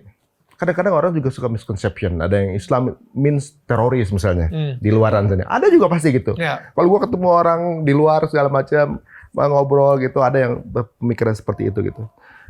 Itu hal yang menurut gue biasa dikarenakan mungkin peran dari media. Media kan jatuhnya menurut gue di belakang media adalah politik ya ibaratnya. Ada hal yang kemudian hubungan dengan politik, kemudian hubungan dengan agama yang kemudian menjadi sebuah framing terhadap agama itu sendiri. Dan yang nggak berada di dalam pasti akan mikir gitu. Tapi kita yang di dalam nggak gitu kok, gitu kan? Ya kadang-kadang kan kita kerasa kayak misalnya, contoh kemarin yang lagi Ustadz ditusuk tuh, si Ali Jaber kan? Ya, Ali Jaber. Terus orang langsung seuzonnya pasti kan ke yang bukan Muslim, gitu kan? Karena apa? Yang di sini nih nggak tahu, pasti mikirnya gitu. Padahal yang bukan Muslim itu pasti ngerasa kita nggak gitu kok. Prasangka-prasangka ini yang membuat kita tuh ada block, main block kita, udah ada frame kalau Muslim adalah begitu kan gitu. Sampai akhirnya waktu itu pernah di satu talk show gue dibilangin gitu bahwa mengenai hal ini gitu kan. Kalau memang Islam itu dikategorikan sebagai sesuatu yang keras atau juga mungkin ya semacam bad marketing lah soal Islam itu sendiri. Kalau menurut gua mungkin aja bisa salah ya pandangan gua. Karena sempat dipolitisasi juga. Ya lah, bisa kayak gitu kan. seperti Ya. itu. Contohnya gini, misalnya ada mungkin kelompok terorisme ya mengatasnamakan pakai nama embel-embel Islam misalnya nih. Total di semua yang ada di dunia di total itu jumlahnya 0,2% dari total Muslim all over the world. Tapi mereka yang jadi face-nya Simbolnya. Muslim, Iya. jadi simbol. Karena Wow. nggak ada satu dan hal selain ya media maksud Iya. menurut gua. Jadi kesalahan persepsi itu tapi juga menguntungkan karena jadi orang banyak yang ingin tahu kan gitu. Emang begitu ya gitu. Jadi orang kepengen tahu. Karena pas dulu kan gua juga sebenarnya sering juga men-challenge kalau lagi sama teman-teman ngobrol mengenai apalagi gua dulu termasuk orang yang suka nyinyir sama orang yang ngaji itu gua suka nyinyir dulunya. Gua termasuk kayak nyinyir gitu kan. Zaman-zaman MTV gua suka berlebihan banget lu ngaji gitu. Misalnya kayak gitu, suka gitu. Nah, teman gua ini yang jadi bantalan gua ngobrol berdebat segala macam gitu kan. Nah, sampai pada momen kalau emang iya berdasarkan pengajaran yang keras misalnya kan. Misalnya orang-orang yang paling kejam di dunia misalnya siapa gitu, Stalin, Hitler, Mao Zedong, siapa lagi sih? Ya itulah 3 orang itulah ya. Banyak gitu pokoknya ya. Gitu. Kan none of them are Muslim. Tapi nggak ada yang bilang bahwa religion mereka is a terrorist. Wow, so good. Ya kan? Jadi menurut gue kadang-kadang kita suka mengkonsepsikan sesuatu jika ini adalah ini, suka begitu gitu kan. Ya, mengkotakan aja. Mengkotakan. Di agama gue juga suka kadang misalnya memandang yang lain kadang berbeda kemudian jadi gimana, ada juga kayak gitu. Nah, hal ini juga yang juga terjadi di semacam hijrah atau teman-teman yang lagi ngaji gitu. Kayak gua dulu juga gitu maksudnya. Yang gue suka men-challenge, kadang-kadang gue suka skeptik gitu sama orang yang ke pengajian saat itu. Sekarang ketika gue ngerasain kayak gini, gue ngerasa gue juga dulu gitu. Jadi gue ngerasa bahwa ini lumrah karena mereka belum tahu. Ya. Andai mereka udah kenal kita, udah tahu, itu kan akan beda kan gitu. Sampai mungkin ada teman yang juga kemudian berubah pandangannya ke gue. Bukan gue yang berubah, mereka yang tiba-tiba setelah gue berubah, mereka memilih untuk menjaga jarak. Untuk itu dikarenakan ya mungkin sudah udah blok hal itu. Jadi ibaratnya yang begini adalah begini gitu kan. Ibaratnya kan seperti itu. Jadi kadang-kadang ada juga mungkin ungkapan yang nggak enak, kadang misalnya yang kita terima gitu, entah kita kenal atau nggak kenal, itu sama sekali gue nggak ada dendam sama siapapun itu, dikarenakan gue nggak ada masalah sama siapapun itu gitu. Yang bermasalah adalah dia dengan lisannya, karena itu yang akan dipertanggungjawabkan nanti. Kecuali kalau gue bales, berarti gue yang masalah sama lisan gue gitu. Nah, kalau menurut gue apapun yang dilakuin teman gue, karena mungkin ada hal yang mereka nggak tahu, atau justru mereka tahu dan gue nggak tahu. In the end, gue masih ilmunya kurang, gue rasa. Jadi mungkin banyak hal yang banyak kemarin gue salah persepsi. Pokoknya intinya gue nggak nyalain orang, tapi gue yang alfa kemarin, gue yang salah cara memandang saat di awal gitu kan. Sampai akhirnya gue makin belajar, gue ngerasa makin nothing, makin ya kayaknya ilmu gue belum sampai ke situ waktu itu. Jadi pantas orang menyangka begini gitu. Nah itu jadi saat itu ketika mungkin banyak pandangan yang berbeda atau banyak yang mungkin menjauhi, menurut kita itu hal yang lumrah. Tapi kita akan diganti dengan teman yang baik-baik juga kok gitu. Ya. Bisnis kita yang kemudian kemarin kita berganti, tiba-tiba dikasih bisnis yang baru, ada juga lingkungan baru. Jadi pada ujungnya adalah ya kita terbaik aja lah sama semuanya gitu. Ya. Entah orang itu memandang kita kurang atau nggak baik sama kita, itu kan urusan dia sama yang nyiptain. Ya. Kan kita dibilang itu tugas kita mungkin kalau secara ekonomi kan take and give. Kalau kita kan tugas kita give and give, udah. Wow. That's it. Udah kita give aja apa yang kita bisa kasih, kita yang bisa kita contribute. Cuma segitu aja. Jadi kita nggak usah berharap, dia nggak baik sama gua gantian yang nggak baik sama dia gitu. Lah, kan urusannya dia mau baik sama lu sama enggak, kan urusan dia sama Tuhannya. Ya. Gitu. Jadi sesimpel itu sih. Kadang-kadang ada yang menjauh, banyak juga yang dekat. Ya. Ada juga yang tadi jauh kemudian dekat gitu. Ada yang jadi deket banget gitu kan. Ada yang ini nih rombongannya yang begini gitu. Aduh, mereka tuh nggak tahu gitu. Kita tuh misalnya kadang-kadang kalau ketemu nih, sampai ketemu sama orang gue pas ngomong yang kapan ya gitu. Pas gue ngomong yang mana. Kalau emang iya, gue minta maaf, gue hapus kalau gue pernah ngomong gitu. Gitu. Kalau emang iya, gue nggak akan bilang, wih tapi kan begini, nggak perlu. Kalau emang gue menurut lu salah itu, gue hapus. Gitu. Sesimpel itu. Jadi sebelum tidur kita juga diajarin untuk maafin semua temen yang punya salah sama kita. Semua orang tanpa kecuali. Yang di Instagram dimanapun, gue maafin gitu. Karena gue berapa? Kalau Allah misalnya denger gue udah maafin semuanya. Dia udah maafin, masa gue nggak maafin dia? Gitu. Dia aja maafin semua yang udah mau segemes apa lu bacanya, kesel banget nih orang ini gitu. Tapi udah gue maafin kok, gitu nggak ada masalah. Nah, pasti dia udah maafin gitu. Dia lebih pemaaf dari gue gitu. Dia akan maafin gue lebih dibanding itu, menurut gue gitu. That's good. Oke, ada mungkin bisa dibilang ya kayak ada sedikit paradigma yang berubah gitu, persepsi yang berubah gitu ketika lu tadi sempat ngomong sih. Kayak, wow, ternyata ketika kita sujud, kita merangkak gitu ya, Tuhan tuh bukan cuman begini aja gitu, tapi Tuhan itu juga ikut merangkul. Nah, gue juga pernah ngerasain seperti itu. Gue juga pernah mempunyai pandangan bahwa Tuhan ini adalah Tuhan yang maha penghukum. Jadi kayak gue sampai harus bisa sesuci mungkin, tapi kalau misalnya gue sampai gagal dikit, wah itu kayaknya gue bakal sial. Gue bakal 1 minggu itu pasti ada musibah, pasti ada apa. Gue mikir Tuhan yang benar-benar sangat menghakimi. Sampai akhirnya gue melalui sebuah proses juga, gue menemukan Tuhan yang mencintai dan Tuhan yang menyayangi, Tuhan yang sebenarnya ketika kita merangkak, dia bilang, please jangan merangkak, berdiri, biar gue bisa peluk lo. Itu Tuhan yang, itu ternyata Tuhan yang selama ini menciptakan kita. Karena sebelumnya itu Tuhan yang diciptakan oleh orang-orang di sekitar kita. Nah, jadi gue pengen tahu deh, ketika lu merasakan hal seperti itu, apakah sebelumnya lu pernah punya pandangan seperti itu juga soal Allah gitu misalnya? Gue mikir malah gini, itu tuh semua lihat nanti aja gitu.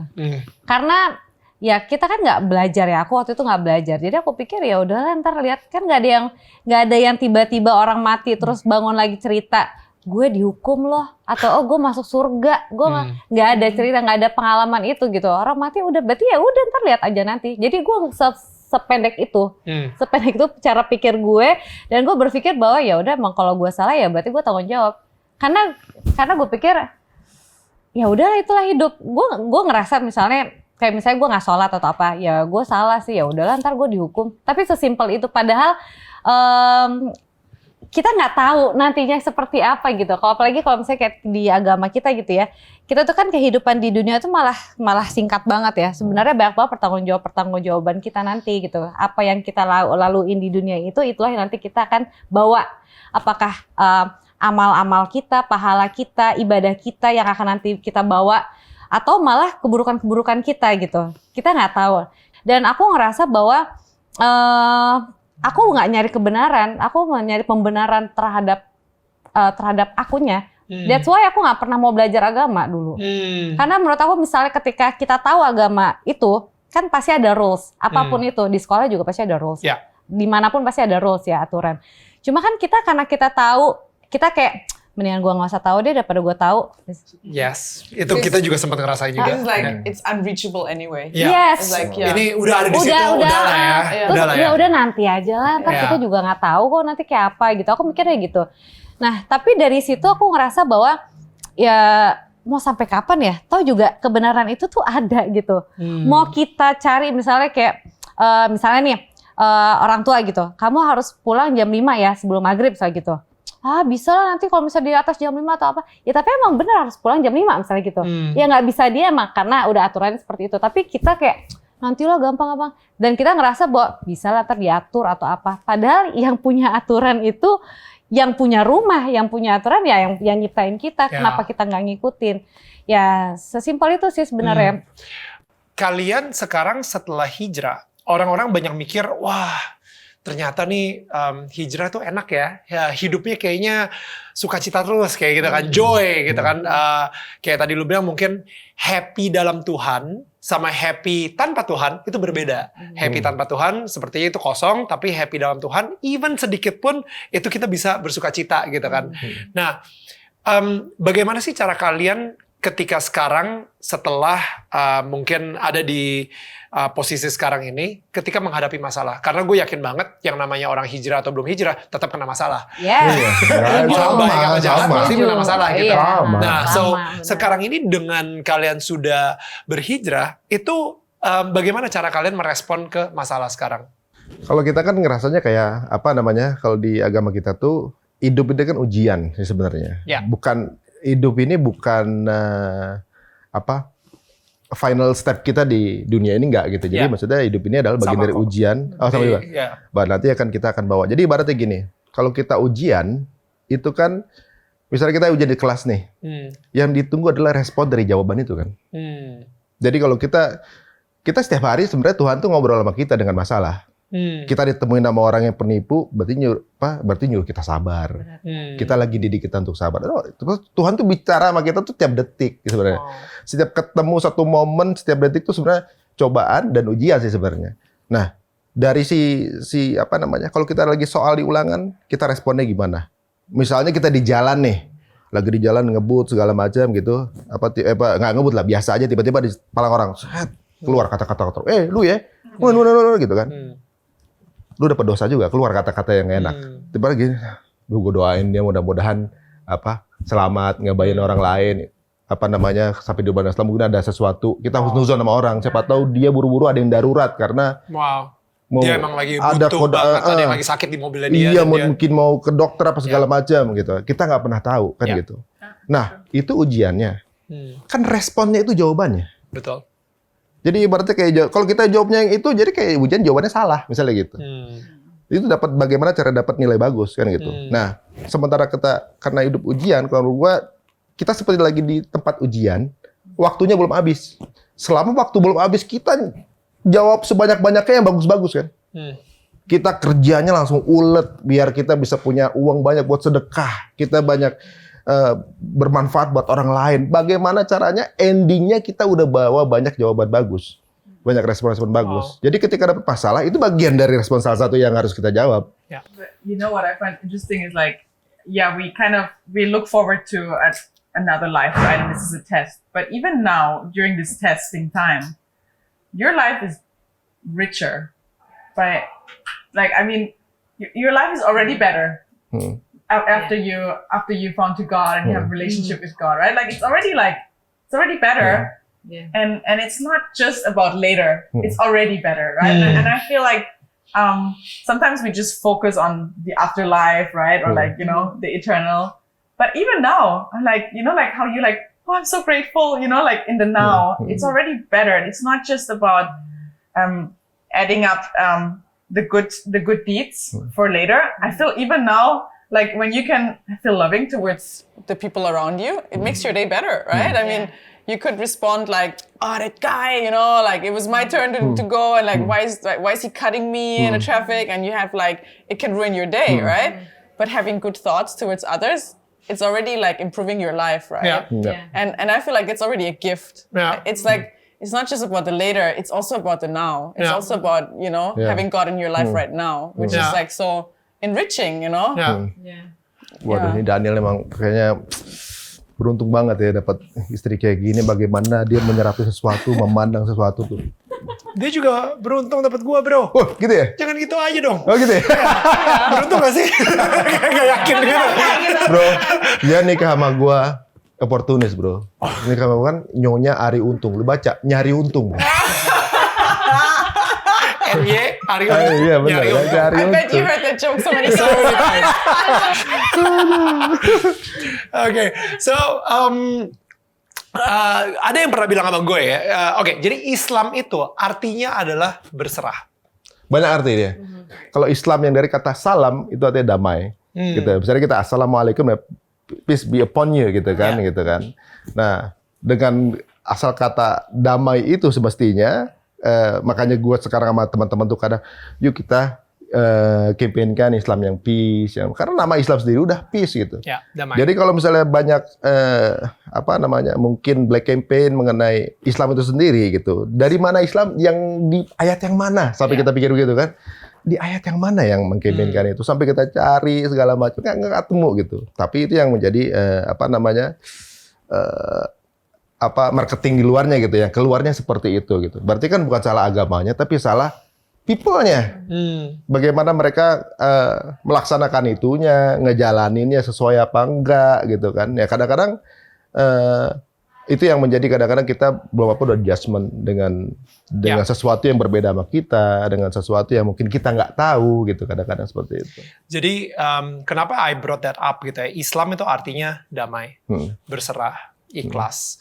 Lu akan bilang ke, gue yakin banget bakal ada komentar-komentar netizen atau di Instagram yang bilang, wah Daniel, kristenisasikan Ari sama Feni, atau Daniel masuk Islam ya?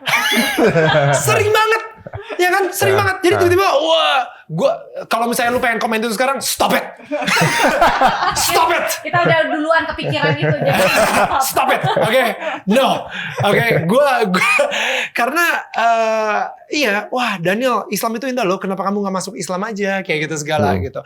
Jadi gue ngerasa kayak lu kalau misalnya ada netizen yang ngomong kayak gitu, what would you respond? How would you respond?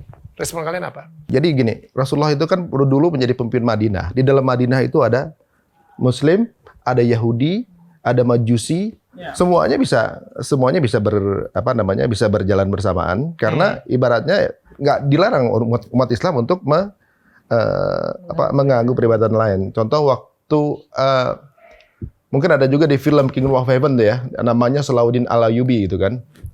Kemudian terjadi perebutan Yerusalem waktu itu kan. Sampai pada saat di sana perebutan di sana untuk yang beribadat di gereja jangan diganggu. Yang mengganggu peribadatan mereka maka berhadapan dengan aku. Wow. Itu pun yang terjadi dengan Muhammad Al-Fatih yang ada di Turki.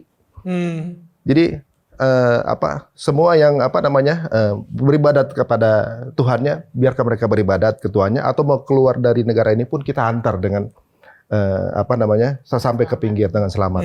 Jadi biarkan mereka pada peribadatan masing-masing, yang mengganggu berhadapan dengan aku. Jadi ibaratnya waktu itu ada sahabat Nabi namanya Umar waktu menaklukkan Yerusalem saat itu, disuruh sholat di dalam gereja dia nggak mau. Kenapa? Karena kalau saya sholat dalam gereja maka nanti orang setelah aku akan menjadikan ini masjid. Karena aku pernah sholat di sini. Biarkan ini jadi tempat beribadah teman-teman Nasrani. Jadi kalau kisah-kisah pembebasan itu nggak ada cerita pembantaian. Jadi ibaratnya selalu ada rahmatan lil alamin istilahnya. Boundaries. Jadi, kita tuh sampai Rasulullah sendiri dianya Muslim memimpin di situ, tapi peraturannya semuanya salah-salah. Gitu, nggak ada perbedaan kasta anak mas gitu. Sampai akhirnya waktu guru-guru kita dulu bikin Pancasila, gitu kan. Sila pertama itu kan ketuhanan yang Maha Esa berdasarkan syariat Islam, mestinya kan gitu. Kemudian karena Piagam Jakarta itu mengacu kepada mencontoh urutannya seperti Piagam Madinah, maka dihilangin itu karena biar bisa bersamaan. Jadi karena makan mencontoh Rasulullah, justru semuanya bisa hidup bersamaan kok. Wow. Kita tuh perbedaannya mungkin cara kita beribadah. Tapi persamaan kita sebagai manusia ini sama humanity-nya. Gitu. Jadi nggak usah kita terlalu mikirin sesuatu yang berbeda di mana banyak persamaan. Menurut gua gitu. Banyak orang yang bilang kadang tegang dengan kata-kata kafir gitu kan. Padahal kafir dalam Islam itu artinya, bisa aja saya salah ya, nanti ada dikoreksi ya. Kafir dalam Islam itu adalah pasti salah karena netizen yang paling benar. Benar. Ya. Kan gini ya, merubah kata kafir gitu, karena ada suratnya yang nggak mungkin berubah kan gitu. Kafir itu sebenarnya bahasa Inggrisnya adalah covered, tertutup. Masih Covered. matanya masih Covered. tertutup. Jadi sebenarnya bahwa Like blinded. cuma karena mungkin kadang pengucapannya dengan emosi, that's the black marketing. Gitu. Padahal pengucapan Rasulullah untuk yang belum memeluk Islam adalah covered, masih tertutup. Kebenaran dari Rasulullah ke mereka, kan gitu ibaratnya. Jadi mungkin kesalahkapraannya pengucapannya dengan itu sama waktu zaman ngegas. Iya. Terus Dulu ada tulisan waktu- dasar kafir. Nah, jadi kesannya kayak waktu dulu gua kecil emang sama juga kayak lu bawa Tuhan yang begini gitu kan. Karena gua denger ceramah kadang-kadang bilang Tuhan mengatakan, kesannya Tuhan galak banget. Wow. Gitu. Kalau sekarang kan apa namanya kita Cara lu ketemu mengatakannya gimana? sama teman-teman gini-gini sama teman-teman kan gitu dengan kelembutannya, dengan apa namanya kecintaannya sampai ada ungkapan yang mengatakan kamu lihat nggak ibu itu sama anak yang lagi disusuin gitu. Cintanya Allah tuh jauh jutaan kali dibanding ibu itu sama anaknya. Bayangin, ibu itu pasti sayang banget lah gitu.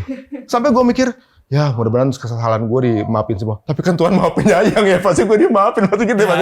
Mikir kayak gitunya kan. Ya, sometimes kadang-kadang kita itu tadi main block aja sih. Main block kita tuh sama yang lain bagaimana, sama yang ini bagaimana, sama apa kita sebenarnya di Islam sendiri walaupun dengan yang berbeda keyakinan sekalipun kita bisa muamalah. Kita bisa bisnis bareng, temenan bareng gitu. Partner bisnis gue banyak kok yang non Muslim dan ketika waktu itu pernah ada rame gue gimana gitu ya. Mereka ketawa sama gue. Mereka nggak kenal kayak gue ke lu sih ya, apa gitu. Ya karena mereka nggak tahu dalamnya kayak gimana. Nah, kadang-kadang apa yang kelihatan di luar itu kadang-kadang kita langsung judgement dengan sesuatu yang kita nggak tahu sepenuhnya. Bagaimana kita judgement sama sesuatu yang nggak the whole picture. Gitu. Kita cuma dapat seintip, tapi kita udah ngerasa ngejudgement semuanya, hakimin semuanya gitu. Masih covered. Masih covered ya. Tapi ada intipan dikit. I feel like we have lots of similarities, and I just want to outline that. Like, we also come from a background like the Christian, right? There's so many misconceptions, and there's so many different ones, right? And there is the bad side to everything. And I feel like in every religion, people can take it to wherever they want. It might have started good, but it might have gone somewhere wrong, and they maybe misspell a word, and then it goes and goes and goes, and then we have those kind of examples, and we might even grow up that way, and then it's just a religion, right? And it will stay a religion, and we will have these misconceptions even towards our own religion if we don't actually come back to God and like have the relationship with God, because that's ultimately what it's all about, right? Like you only benefit from this religion if you actually have a relationship with God. What is the benefit of being part of your agama if you don't have a relationship with God? Right? If you just say whatever the people say that, you know, you try, sholat aja, kadang sholat, kadang enggak gitu ya. Or like you do that tradition, but you don't have a relationship with God, then what is it about, right? Kita sempat ngobrolin kan bro, kayak gue bilang nih banyak banget orang yang menjalankan ritual, tapi kalau misalnya kayak di WA, mereka cuma sekedar broadcast message. Ketika lu menerima broadcast message, lu nggak ngerasa ada relationship, lu cuma ngerasa tuh orang ngasih informasi gitu kayak, nggak ada rasa sayang dari orang tersebut, nggak ada emosi sama sekali lah, cuman bener broadcastan gitu kan. Tapi ketika dia ngejapri, abis itu bilang, Ri, apa kabar bro? Lo gimana? Baik-baik aja nggak selama corona ini? Bla bla bla kayak gitu. Itu kan ada rasa care, ya kan? Itu dan gue ngerasa banyak orang yang melakukan ritual keagamaan seperti layaknya broadcast message ke Tuhan, gitu. Jadi cuman kayak hafalan yang di broadcast dari orang tuanya atau dari ritual-ritual yang diajarkan oleh sekolahnya atau agamanya atau dari tempat ibadahnya itu diajarkan ke dia sehingga dia cuma ngelakuin sebuah ritual dan itu cuma nge-broadcast message aja. Tapi that's not relationship, karena relationship adalah benar-benar berdialog, benar-benar ngobrol gitu kayak makanya gue sempat ngobrol juga sama Baim Wong ketika dia pas lagi sholat dia bisa sampai nangis karena dia benar-benar ngerasa kayak Tuhan tuh lagi meluk dia banget, dia lagi sayang banget dan lain-lain gitu. Sama kayak ketika lu tadi nyeritain tentang cintanya Tuhan, cintanya Allah ke lu gitu, dia bisa meluk banget gitu. Dan itu menurut gue udah relationship, udah bukan ritual. Lu memakai hijab pun juga bukan ritual karena ini sebuah rasa ucapan syukur dan terima kasih sehingga lu berhijab gitu misalnya sekarang. Dan itu adalah sebuah relationship, bukan lagi ritual gitu kan. Ya itu dia kenapa banyak kita kan misalnya majority kita Muslim gitu ya di negara kita gitu. Tapi banyak juga yang mengatakan bahwa dasar lo Islam KTP. Kan banyak ya yang bilang gitu, Islam sekedar KTP. Karena kita memang mungkin terlahir memang kayak kita memang terlahir dari Muslim gitu. Cuma kan itu bukan cuma sekedar agama, itu bukan keturunan. Ya. Tapi kan agama itu apa yang kita pelajari dan apa yang kita bisa dapat ambil manfaat dari yang kita pelajarin itu kan. Jadi ketika aku memang dari kecil Muslim gitu. taunya ya emang Tuhanku Allah gitu, Rasulku Muhammad, Nabi Muhammad gitu ya. Tapi cuma sekedar tahu itu doang. Tapi ternyata di balik itu semua memang kita tuh itu dia tadi, kita tuh ngapain sih dilahiri di dunia, untuk apa, terus habis itu ngapain. Itulah yang kita ngerasa bahwa ya selama kita di dunia ini, inilah saatnya kita untuk cari tahu apa sih sebenarnya, kenapa sih kita harus begini, kenapa sih harus kita begitu gitu. Itulah kenapa kayak kita misalnya, kita tuh setiap hari ada sholat wajib kan, 5 waktu gitu. Kita pikirnya ngapain sih kita nunggang-nungging gitu, sujud terus abis itu gitu lagi, terus ngelakuin hal yang lain lagi. Tapi ternyata di balik 5 waktu yang Allah kasih ke kita setiap harinya itu adalah supaya kita tuh kayak, pasti kan kita tiap detik itu pasti kita ngelakuin kesalahan. Apapun itu, entah kita lakuin atau di dalam hati. Kan terkadang adalah yang kayak, ih kenapa sih, pasti ada gitu. Nah cuma kita ingat, oh ternyata ketika ada panggilan, kalau kita kan ada azan gitu ya, ketika panggilan Allah itu tuh sebenarnya Allah tuh ngingetin kita gitu. Ketika kita sesibuk apapun itu, kita kayak, yuk kita balik lagi, kita apa sih yang salah hari ini, mungkin kayak kita kayak reminder kita juga gitu. Kalau kita bisa muhasabah diri, kita bercermin diri, kita apa yang kita lakuin selama ini, misalnya dari let's say dari pagi sampai zuhur gitu ya, kita zuhur jam 12. Dari jam 7 misalnya bangun tidur sampai jam 12 itu apa yang kita lakuin? Apakah kita banyak masalah terus kita curhat sama siapa? Sama Allah. Ketika kita merasa, ih ternyata banyak banget ya kebahagiaan dari bangun tidur sampai jam 12, kita bersyukur. Itu ternyata apa? Selama 5 waktu itu, kalau dulu kan mikir, aduh kenapa sih ada harus sholat 5 waktu, kayak kewajiban gitu.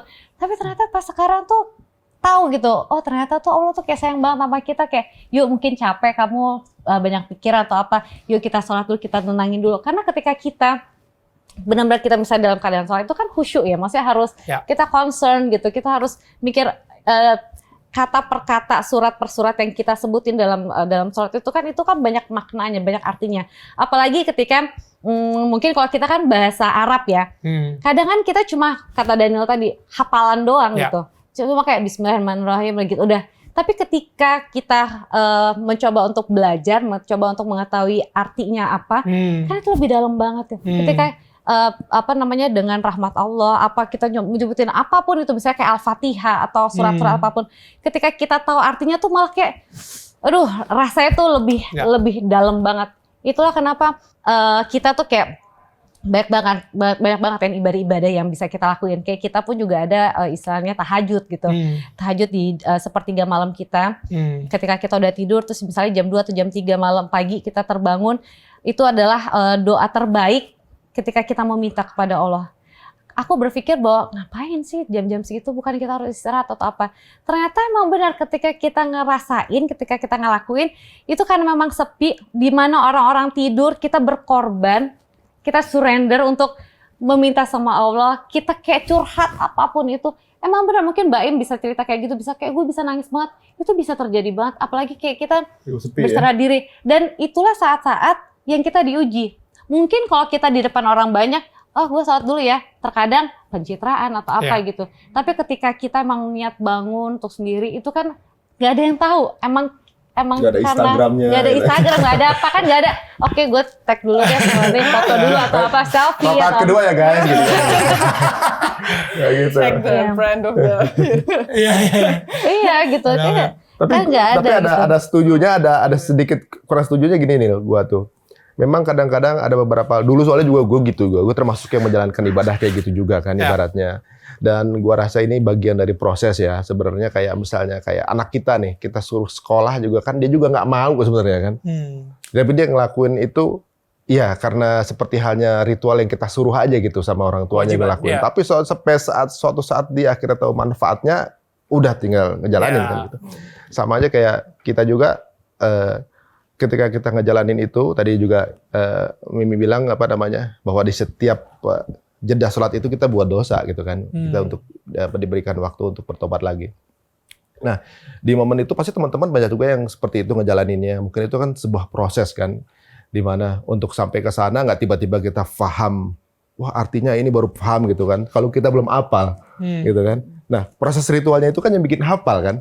Nah jadi ibaratnya ya setiap orang ada stepnya sih untuk sampai ke sana. Pasti dia akan lewati masa-masa itu dulu gitu kan. Kan ada juga ungkapan yang bilang Allah itu suka sama orang salah yang merasa salah dibanding orang soleh yang nggak merasa salah. Jadi orang-orang itu salah. Dia ada yang bunuh orang ke 100 kemudian dia bertobat, wah Allah masukkan dalam surga gitu. Wow. Ada juga yang pezina kemudian dia bertobat ngasih makan ke anjing, dia meninggal dia masuk surga. Jadi ibaratnya karena dia merasa salah dan sempat tobat sebelum itu, gitu kan. Bukan berarti bahwa udah kalau gitu gua zina aja, kemudian gua jadi pembunuh aja biar gua tetap aja masuk surga. Bukan itu. Kita kan kebanyakan ngukur sesuatu dari sesuatu yang bisa kita lihat. Misalnya suami istri ini kan ada beda umur, beda sosial, beda suku gitu, beda long distance misal segala macam, beda ekonomi gitu kan. Kayaknya orang mau dapetin jodoh misalnya atau dari beda-beda yang diukur manusia itu orang bisa pisah. Ya Daniel kita nggak pernah tahu dari Jerman coba bisa ketemu. Lu juga bedanya 10 tahun ya, Ari lebih muda 10 tahun. Iya, dia tua banget gitu kan. Muda banget dia. Iya, dondong gitu kan, kita nggak pernah tahu. Kalau orang gue suka banget sama dia, gue ngajak kawin nih, tapi dia kaya banget, tapi dia earning rat gitu, tapi dia secara pekerjaan gimana nggak bisa. Tapi kalau Tuhan yang bilang hati lu gue jadiin, selesai. Ya kita pikir kan ukurannya manusia doang nih. Yeah. Gitu. Orang-orang ngerasa gue harus jadi orang terkenal, gue harus jadi orang kaya, punya mobil, lulus ujian, punya istri misalnya gitu kan. Kalau punya istri, tiba-tiba istri itu selingkuh. Punya rumah lu kebakaran. Punya mobil lu dicolong orang misalnya, gitu kan. Punya jabatan lu selesai semua. Gitu. Kalau tujuan lu cuma sampai di titik itu, and then what next gitu. Udah lu dapet, tapi suatu saat bisa hilang begitu aja. Tapi kalau tujuan lu ke Tuhan, dia nggak akan ninggalin lu. Karena Tuhan itu sesuatu yang kekal. Yang tadi lu sebutin semuanya sementara sifatnya. Mungkin saat ini yang lagi nonton pun masih ada di tahap proses di mana apapun agamanya, ya apapun keyakinannya, mungkin masih ada di tahap di mana dia masih mencari semuanya yang sangat dunia, yang dunia bisa tawarkan. You know, tadi yang lu bilang ketenaran, mungkin kekayaan, jodoh, dan semuanya itu. Dan mereka merasa itu adalah hidup penuh. Kalau misalnya hidup mereka baru lengkap ketika mereka mendapatkan itu semua, jadi rockstar, yang kayak tadi lah, ketenaran dan lain-lain itu. Mereka merasa hidupnya akan lengkap setelah mereka mendapatkan itu semua, padahal itu semua sifatnya sementara. Kita baru merasakan bahwa hidup penuh sesungguhnya, hidup lengkap sesungguhnya, itu ketika kita merasakan cinta Allah sesungguhnya ke hidup kita. Yang lain ini semuanya itu enggak bonus gitu. Enggak sepenting itu sekarang. Ya kan? Enggak sepenting hubungan intim kita sama Allah gitu. Bisa enggak ceritain apa sih proses-proses yang harus mereka lakuin sehingga mungkin dari pengalaman kalian juga gitu ya, jangan sampai harus disiram pakai air panas dulu. Atau jangan sampai ketika lu udah benar-benar ngerasa semuanya kosong, lu udah ngerasa putus asa, lu udah ngerasa gue mau kemana lagi ya, dan sempet kayak ngerasain kekosongan tersebut, baru lu nyari Tuhan gitu. Bisa nggak? Mungkin dari sekarang ini aja gitu, ketika mereka masih ini, untuk minimal ya muter badan deh, supaya bisa menuju ke arah Allah tersebut. Ya, misalnya cerita kayak denger cerita begini, atau yang ada di vlognya Daniel juga gitu. Ibaratnya kan nggak perlu harus kesiram air panas juga gitu kan. Cukup dengar cerita aja, kita we been there gitu. Apa yang lu cari itu kita pernah nyari itu, dan kita juga pernah kejeblos juga gitu. Terus ya ibaratnya dengan sharing-sharing Daniel gini di channelnya adalah mungkin juga buat teman-teman tahu juga bahwa yang lu cari orang pernah cari juga kok gitu. Rockstar yang gua suka dulu udah tua-tua sekarang. Bahkan banyak yang udah mati gitu kan. Ibaratnya sampai kemarin Eddie Van Halen gue ngefans banget tuh, meninggal juga gitu. Gak ada yang sakti ya gitu. Sampai gue ngerasa bahwa sampai kemarin ada namanya penyanyi kesukaan gue, rocker gitu, tiba-tiba nyanyi di kawinan, suaranya udah gak kuat. Man, aduh dia dulu udah kayak Tuhan dia, orang pada ini sama dia gitu kan. Dan semuanya ya selesai juga gitu. Nah menurut gua ya nggak perlu lah sampai kejeblos kayak kita, nggak perlu kesiram air panas kayak ini, nggak perlu sampai harus pulang pagi ngapain, sampai konsumsi macam-macam, nggak perlu lah gitu. Udah. Jadi ketika orang lagi jalan ke arah situ, kita udah balik duluan. udah nggak ada apa-apa San. Maksudnya maunya begitu kan maksudnya berarti kan. Udah mendingan yuk balik aja. Tapi bukan berarti kalau untuk karir kita nggak ngejar. Ya kan kita ikhtiar itu kan to the max gitu supaya nanti semua hal-hal terbaik bisa dibawa yang baik-baik gitu. Apa yang bisa kita kontrol, kita berikan the spirit of excellence. Apa yang nggak bisa kita kontrol, kita serahkan ke yang atas. Gitu. Seperti apa sih sekarang karakter Allah di mata kalian? Kalau misalnya tadinya begini, sekarang begitu, itu ada apa lagi karakter-karakter Allah yang lu temukan sekarang setelah lu ada di posisi sekarang ini? Segalanya ya. Iya. Udah. Semua yang baik-baik, semuanya itu semuanya kayak ada sama Allah gitu. Karena kita bicara mengenai cinta gitu. Mungkin kayak aku sayang sama Mas Ari, cinta sama Mas Ari, nggak apa-apa, nggak ada sejengkal pun ya, istilahnya cintanya Allah sama kita gitu. Kayak kita sama anak kita, nggak ada apa-apa yang ketika Allah tuh menciptakan kita gitu. Jadi semua yang baik-baik, semua yang ada tuh semua ada di sana gitu. Kalau kayak kita tuh ada Asmaul Husna ya, ada istilahnya ada 99 nama Allah gitu kita ya.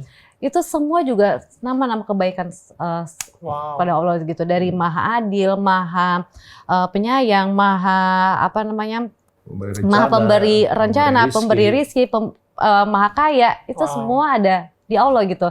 Jadi apa sih yang mau kita cari lagi gitu. Jadi apalagi yang kita harus kayak curiga, lo bisa apa lagi istilahnya gitu. Gak ada orang, dia semua bisa. Dia menciptakan ini kita semua gitu. Kadang orang-orang dulu ya, aku tuh dulu tuh suka terjebak dalam pembicaraan ketika ngomongin soal apa yang kita ciptaan ini, ya emang itu udah kayak dasarnya dunia gitu. Sampai aku merasa bahwa oh ya, terus agama itu apa? Agama itu ciptaan manusia atau apa? Sampai sebegitunya loh. Aku kayak dulu tuh kayak nggak pernah tahu kebesaran Allah gitu. Tapi ketika kita mengalami itu sendiri, itu kan intimate, balik lagi ya. Ketika kita kayak ngerasa ada komunikasi, kayak, ini tuh benar-benar yang ada di dunia tuh indah banget gitu. Udara, oksigen, itu tuh free buat kita hirup setiap detik gitu. Ini apa kalau bukan ciptaan Allah? Jadi kalau mau bicara mengenai apalagi kebesarannya, nggak bisa kita sebutin satu persatu karena semua kayaknya milik dia. Iya, Mi bilang tuh penggambaran cinta kan, love is a commitment kan. Jadi kita cinta sama dia, komitmen sama dia gitu kan. Udah selain tanggung jawab yang emang tugas gua cariin penghasilan, penghidupan, ada nafkah, itu memang tugas yang dilakuin. Ada juga hal yang kita lakuin karena memang cinta. Jadi kadang-kadang karena tugas itu tapi kita cinta, kita ngelakuin bukan sesuatu kayak suatu beban gitu, kayak hal itu beban kita lakuin. Misalnya kayak setaraf Nabi Adam ya kan. Predikannya kita manusia, dia nabi gitu. Ibaratnya dia udah tinggalnya di surga bahkan gitu kan. Tetap harus ada komitmen untuk nggak makan buah. Gitu. Jadi ibaratnya kita ketika misalnya beberapa makanan yang nggak boleh kita makan, gitu, yang nggak boleh kita konsumsi, kita ngelakuinnya dengan cinta, gitu. Kita nggak ngerasa kita kayak lagi dihukum, nggak. Tapi di lain hal bahwa kita dilarang makan itu karena yang larang itu cinta sama kita. Banyak hal yang sebenarnya gini, banyak hal yang gua akhirnya cari tahu kenapa dilarang, kenapa disuruh, gitu kan misalnya. Kenapa sih? Katanya Maha Penyayang, tapi sholat harus bangun pagi-pagi, orang lagi anak-anak tidur gitu kan. Pas kita pelajarin, bahwa ternyata detak jantung itu push heart itu sebelum matahari terbit. Makanya banyak orang stroke sebelum matahari terbit kan. Di jam-jam itu orang harus bangun pagi dan bergerak gitu kan. Nah pada saat itu harus sujud. Dimana ketika sujud itu jantung itu nggak ada, dia posisinya ngambang. Posisinya ngambang itu, jadi nggak ke sana, nggak ke sini, nggak ngambang. Jadi diberikan paru-paru kebuka, jantungnya diberikan kebebasan gitu. Secara kedokteran, wah masya Allah, berarti memang beliau tuh cinta banget sama kita. Dan kita diharapkan nggak tidur dari subuh sampai fajar, dikarenakan di udara itu keluar nitric oxide, itu obat anti kanker. Jadi ibaratnya di saat-saat seperti itu kita ngerasa mungkin kita buruk buat kita, tapi sebenarnya lagi sayang sama kita gitu. Gitu. Tapi kitanya karena belum tahu, maka kita anggapnya sesuatu tekanan kan gitu. Setelah kita tahu kan, wah ternyata manfaatnya banyak banget gitu yang kita sendiri nggak sadar. Dan dia ngasih sesuatu yang indah, yang baik itu nggak perlu harus gembiar-gembior gitu kan. Pada saat dia ngasih yang bagus-bagus pagi-pagi, ngasih fajar yang begitu indah, orang banyak kan tidur. Ya kan, maksudnya nggak perlu posting di Instagram apa segala macam, nggak butuh gitu. Gue ngasih yang bagus buat lu semua gitu. Wow. Gue ngarepin baliknya misalnya kayak gitu. Jadi kalau gue rasa apa yang dilarang itu pasti kebaikan. Yang disuruh pun kebaikan. Jadi nggak perlu gue cek kalau gue makan ini hasilnya apa. Gue cek juga tuh. Ternyata ternyata emang berdasarkan cinta. Berdasarkan cinta. Jadi banyak hal-hal yang jujur memang gue agak kritis gitu mengenai masalah itu. Kenapa binatang harus dipotongnya begitu? Kenapa harus begini? Itu gue kritis itu dan akhirnya ketika ditemukan kita jadi tambah cinta. Ya. Jadi ketika kita mengenal tambah cinta gitu karena kita nggak tahu pagi ngapain gua sholat gitu. Tapi pas lihat berita banyak yang stroke pagi-pagi gitu. Akhirnya banyak di dunia kedokteran harus lari pagi kan gitu. Ya, gue lari pagi dan maksudnya stretching Stretching. gitu. Iya, berarti minimal lu juga nggak bakal, insya Allah nggak stroke lah gitu. Iya. Oke, dan and I like that so much actually. Jadi ketika lo baru sadar bahwa Allah itu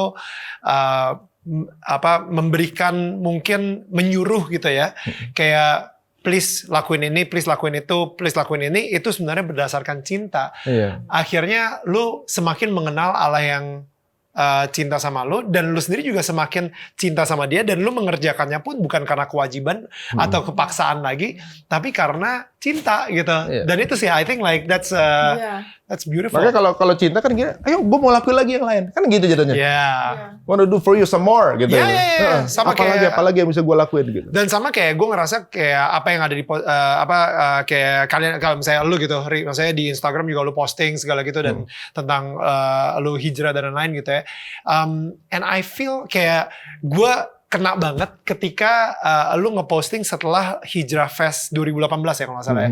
Pokoknya di situ ada foto lu meluk siapa gitu, gue juga lupa. Tapi lu meluk dan lu nangis gitu, kayak begitu selesai dengan kesuksesan Hijrah Fest saat itu. Dan dari foto lu tersebut, gue juga ikutan bahagia, gue ikutan sukacita juga gitu. Dan maksudnya gue tahu lo dari zaman MTV dan zaman itulah ya gitu ya, zaman-zaman yang tabu kita bicarakan gitu. Nah tapi double meaning banget. Dan maksud gue ketika gue ngeliat kayak gitu, gue benar-benar kayak wow, gue bisa ngerasain ademnya juga gitu. And I think itu yang terjadi ketika lo melakukan sesuatu atas dasar cinta, bukan atas dasar bangga atau mamer atau sekedar kayak lihat nih gue udah sampai tahap segini gitu. Jadi dan lu malah merendahkan yang lain, tapi lu benar-benar melakukan itu atas dasar cinta gitu. Dan sama lah kayak misalnya gue pas awal-awal gue ketemu sama Viola, gue ngobrol ke teman-teman gue soal Viola terus karena gue lagi jatuh cinta banget sama dia gitu kan. Dan kali ini posisi kita nih dua-duanya kita lagi sama-sama jatuh cinta sama Allah gitu, sama Tuhan gitu kan. Dan kita nggak stop ngomongin soal dia. Waktu lu bilang lu lihat waktu foto itu kemudian berasa di lu, berarti itu juga orangnya adalah orang yang mencintai, Nil. Ya. Di elunya sendiri pun ada Ar-Rahman kalau di kita ya maksudnya. Gue udah ngerasain si cinta Allah itu gitu. Gue ngerasain cinta Tuhan itu di dalam diri gue. Sehingga gue bisa ngerasain orang ketika lagi jatuh cinta juga, gue gue ngerti. I know how you feel. Gitu kan. Iya. Tapi ketika misalnya isinya benci, isinya mungkin hasad atau apa, ngeliat itu pun nggak akan berasa apa-apa. Pasti dia akan ngerasa pikirannya lain kan, paling ini gitu kan. Tapi karena lu diselimuti cinta juga hati lu, memandang sesuatu tuh semua dengan cinta gitu. Bahkan kadang-kadang sama yang membenci lu pun juga ada perasaan cinta sama mereka. Jadi ibaratnya gini, walaupun kita beda ya, lu memandang itu pun dengan cinta, hasilnya juga cinta. Gitu. Kalau lu nggak suka sama orang, dia mau baik sekalipun akan tetap jelek. Bener nggak? Jadi ibaratnya kayak kalau kita buat sebaik apapun orang nggak lihat, buat jelek pasti orang pada tahu semua. Gitu. Jadi ibarat ketika ngelakuin itu, lu lihat dengan lu bahwa ada perasaan itu, tunjukin kalau lu hati lu udah penuh dengan kasih sayang, dengan cinta gitu. Jadi ngeliat apa-apa dari sisi positifnya, sisi baiknya kan gitu-gitu. Dan lebih enak juga nggak sih ngejalanin hidup juga? Itu. Iya. Mungkin kalau misalnya dulu gitu ngeliatin apa-apa gitu, kayak ih kok dia bisa gini, kok aku nggak bisa atau apa. Jadi kayak penuh Cemburu, persaingan, ada iri. cemburu atau apa. Sekarang kan nggak udah. Sekarang biarin ya aja, udah, nggak apa-apa. malah kita kayak apalagi kayak ini ya. Sebenarnya aku masih terus belajar terus ya ketika kita mendoakan orang yang menjelekkan kita. Itu kan sebenarnya susah banget. Yeah. Susah banget. Tapi ketika ini berusaha untuk coba terus lama-lama juga ya udah malah kita jadi nggak negative thinking sama orang sih jadinya. Karena kita ngelihat mulai dari kacamata Tuhan. Ketika Tuhan masih sayang sama dia, biarpun dia nggak adil sama kita, biarpun dia nggak suka sama kita, tapi Tuhan sayang sama dia. Jadi kita sendiri juga harus sayang sama dia gitu. You know, like, Kita kan nggak ada apa-apanya. But I think it's a process, like, you know, let's say someone steals something from you, like someone breaks into your house and steals something. You have a choice, right? You want to curse the person or you want to pray for the person. Ya. Maybe this is the only chance this person will ever get a prayer. Maybe nobody prays for that person. But because you have been connected through the, you know, he steals something from your house, you can bless the person. God bless the person. Maybe he was like hungry or he needs the money. Bless his family. Bless him, you know, that he doesn't have to do that anymore. That he can get to know you, God, you know, like those things. Like that's like what you said, right? Like we kind of have the choice. We have the choice now if we want how to respond. how to respond to things, and we can bless people even though they've done something bad to us. And we can only do that if we're full of God's love. If we don't have God's love, we will just feel like kurang, we have something's missing now, right? Ya. But instead, we can turn it around with God's love because we have enough and give that love to someone else, like who maybe did us something bad, right? And yeah, it's so beautiful, like just hearing your story. It just, I love it. it makes my heart overflow, Ini really. kita kayak sebenarnya frekuensi bahasa sama, cuma beda. Ritual. Nah, kita cuma beda ritual aja. Kayak lu ngomong bahasa Arab, gue ngomong bahasa Inggris. Gitu. Right? Maksudnya ya beda bahasa, beda ritual, beda. Yeah. But it's the same frequency. I like that. I think The so, same yeah. the same soul, the same spirit. Yeah. Karena juga memang beda ya belakangan, yang memang lebih apa namanya? Kalau dulu kan ibaratnya kalau bro, kita udah waduh. Dia kalau ada dulu di depan ya tuh. Di depan. Di depan mana? Iya, MC. Oh, gitu. in front of, okay. Apa sih? MC maksudnya gitu. Oke, bro, lu juga kayak harus sholat lagi abis ini kan untuk maghrib gitu. Oke, tapi gue pengen bilang thank you banget guys, thank you banget udah welcome kita berdua di sini. Dan gue benar-benar seneng banget bisa berdiskusi ini sama kalian dan ngomongin cerita hidup kita yang mungkin nggak apa ya, gue ngerasa nggak tahu kenapa nih guys, bukannya apa nih, gue nggak tahu kenapa nih dan sama Venita juga gitu. Gue ngerasa begitu gue masuk ke sini, gue tadi kayak buang sampah di sini lah, habis itu makan pempek lah, gini segala gitu. Udah kayak ngerasa rumah sendiri, langsung udah connect aja gitu. Padahal kita ketemuan juga paling cuma sekali-sekali and everything gitu. Gue aja berasa nih kita mau nyalain mobil, kita keluar biar di sini aja. Not take and give, but give and give.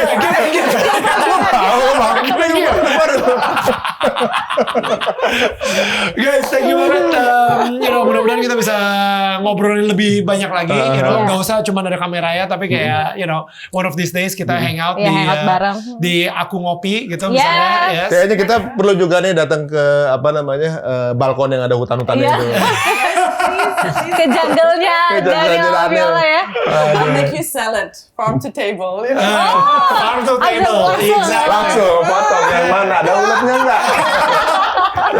So guys, thank you so much again. Sama-sama nih. Thank you for this opportunity. Thank you for the chance. Dan gue mudah-mudahan berharap banget kalau misalnya kalian para tetangga-tetangga kita itu bisa ngedapetin esensi yang sangat luar biasa dari Ari dan juga Fanny juga.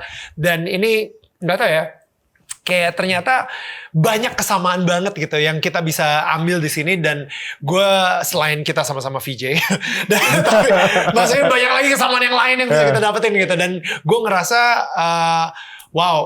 gue mudah-mudahan kalian sendiri juga mengerti seberapa indahnya bertetangga dengan orang-orang di sekitar kita tanpa melihat mereka itu agama apa, mereka itu dari suku mana dan lain-lain gitu. Dan kayak sekarang ini kita bisa main ke tetangga kita yang jujur gue sayang banget sama kalian. Kalian adalah orang-orang terdekat yang sampai di nikahan kita kalian datang gitu. Gue bener-bener kayak dikit banget orang yang gue undang, tapi kalian adalah salah satu orang yang datang ke nikahan kita. And I really appreciate the fact that kita masih punya persahabatan sampai seperti sekarang ini gitu. So thank you so much guys. Guys, jadi kalau misalnya kalian pengen ngobrol-ngobrol, kalian pengen mungkin ada masalah atau kalian pengen sharing, kalian pengen curhat, kalian juga pengen menyemangati kita di Daniel Mananta Network atau Daniel Tetangga Kamu, please langsung kirim aja DM ke kita di @DanielManantaNetwork atau kalian bisa leave komentar di bawah. Please banget leave some comments di bawah supaya ngasih tahu ke kita gitu. Kalau misalnya mungkin kalian pernah ngedapetin hal yang sama, merasakan Tuhan yang sama, dan merasakan keindahan dan kedamaian yang sama. Dan jangan lupa juga kalau misalnya kalian ngerasa cerita kita ini, obrolan kita ini bisa berguna buat seseorang yang kamu sayang atau tetangga kamu yang kamu care banget gitu, share this video please untuk mereka. Jangan lupa juga untuk subscribe and bunyikan lonceng atau belnya untuk mendapatkan notifikasi kira-kira siapa tetangga yang akan kita datengin minggu depan. Guys, thank you so much. Daniel dan Viola undur diri ya. Oh, sweet. Oke, bye guys, love you guys, bye. Akhirnya obrolan panjang gue dengan Ari Untung dan Fenita Ari bersama istri tercinta gue Viola berakhir sudah. Semoga kalian semua yang nonton ini bisa memetik hikmah yang terbaik dari sosok tetangga gue Ari Untung dan Fenita Ari. So, gue percaya Tuhan itu seneng banget ya sama yang namanya perbedaan. Tuhan tuh kayaknya seneng banget sama hidup yang lebih bervariasi. Lu bisa bayangin gak sih kalau misalnya semua orang itu harus seragam semuanya. Misalnya nih ya, semua orang harus sama seperti lo. Semua harus pendiam semua. Atau semuanya seragam jadi cerewet semua kayak gue. Well, dunia itu kayaknya gak menarik banget kan. Gue misalnya gini nih, misalnya gue punya obeng, lu punya martil, temen lu punya bor, temen gue ada yang punya tang. Nah, pada akhirnya kita semua dengan keahlian yang berbeda-beda, dengan alat atau hadiah yang dikasih Tuhan yang berbeda-beda, kita semua sama-sama membangun satu rumah perdamaian. Intinya, ketika kita bisa melihat lebih jauh dari perbedaan kita, lebih jauh dari agama atau suku kita, warna kulit kita, pada akhirnya kita melihat seorang manusia yang sama-sama diciptakan dengan cinta kasihnya Tuhan. Dan ternyata kita ini saudara. Gue cherish banget persahabatan gue dengan Ari dan Feni. Kalian sendiri gimana? Apakah mungkin hari ini kamu yang bisa menjadi jembatan buat tetangga kamu yang mungkin selama ini merasa berbeda dan kayaknya dia nggak akan terima gue deh. No. Karena kalian nggak kenal aja. Nggak kenal maka nggak sayang. So anyway, guys, kalian juga bisa dengar podcast kalau misalnya kalian lebih suka lari atau di mobil, dengerin podcastnya aja. Langsung cek di Spotify, search Daniel Tetangga Kamu, dan juga di seluruh digital platform di handphone kamu. Subscribe podcast kita juga ya, Daniel Tetangga Kamu. Alright, I'll see you guys next week dengan tetangga kita yang gak kalah keren pastinya. I love you guys. Bye.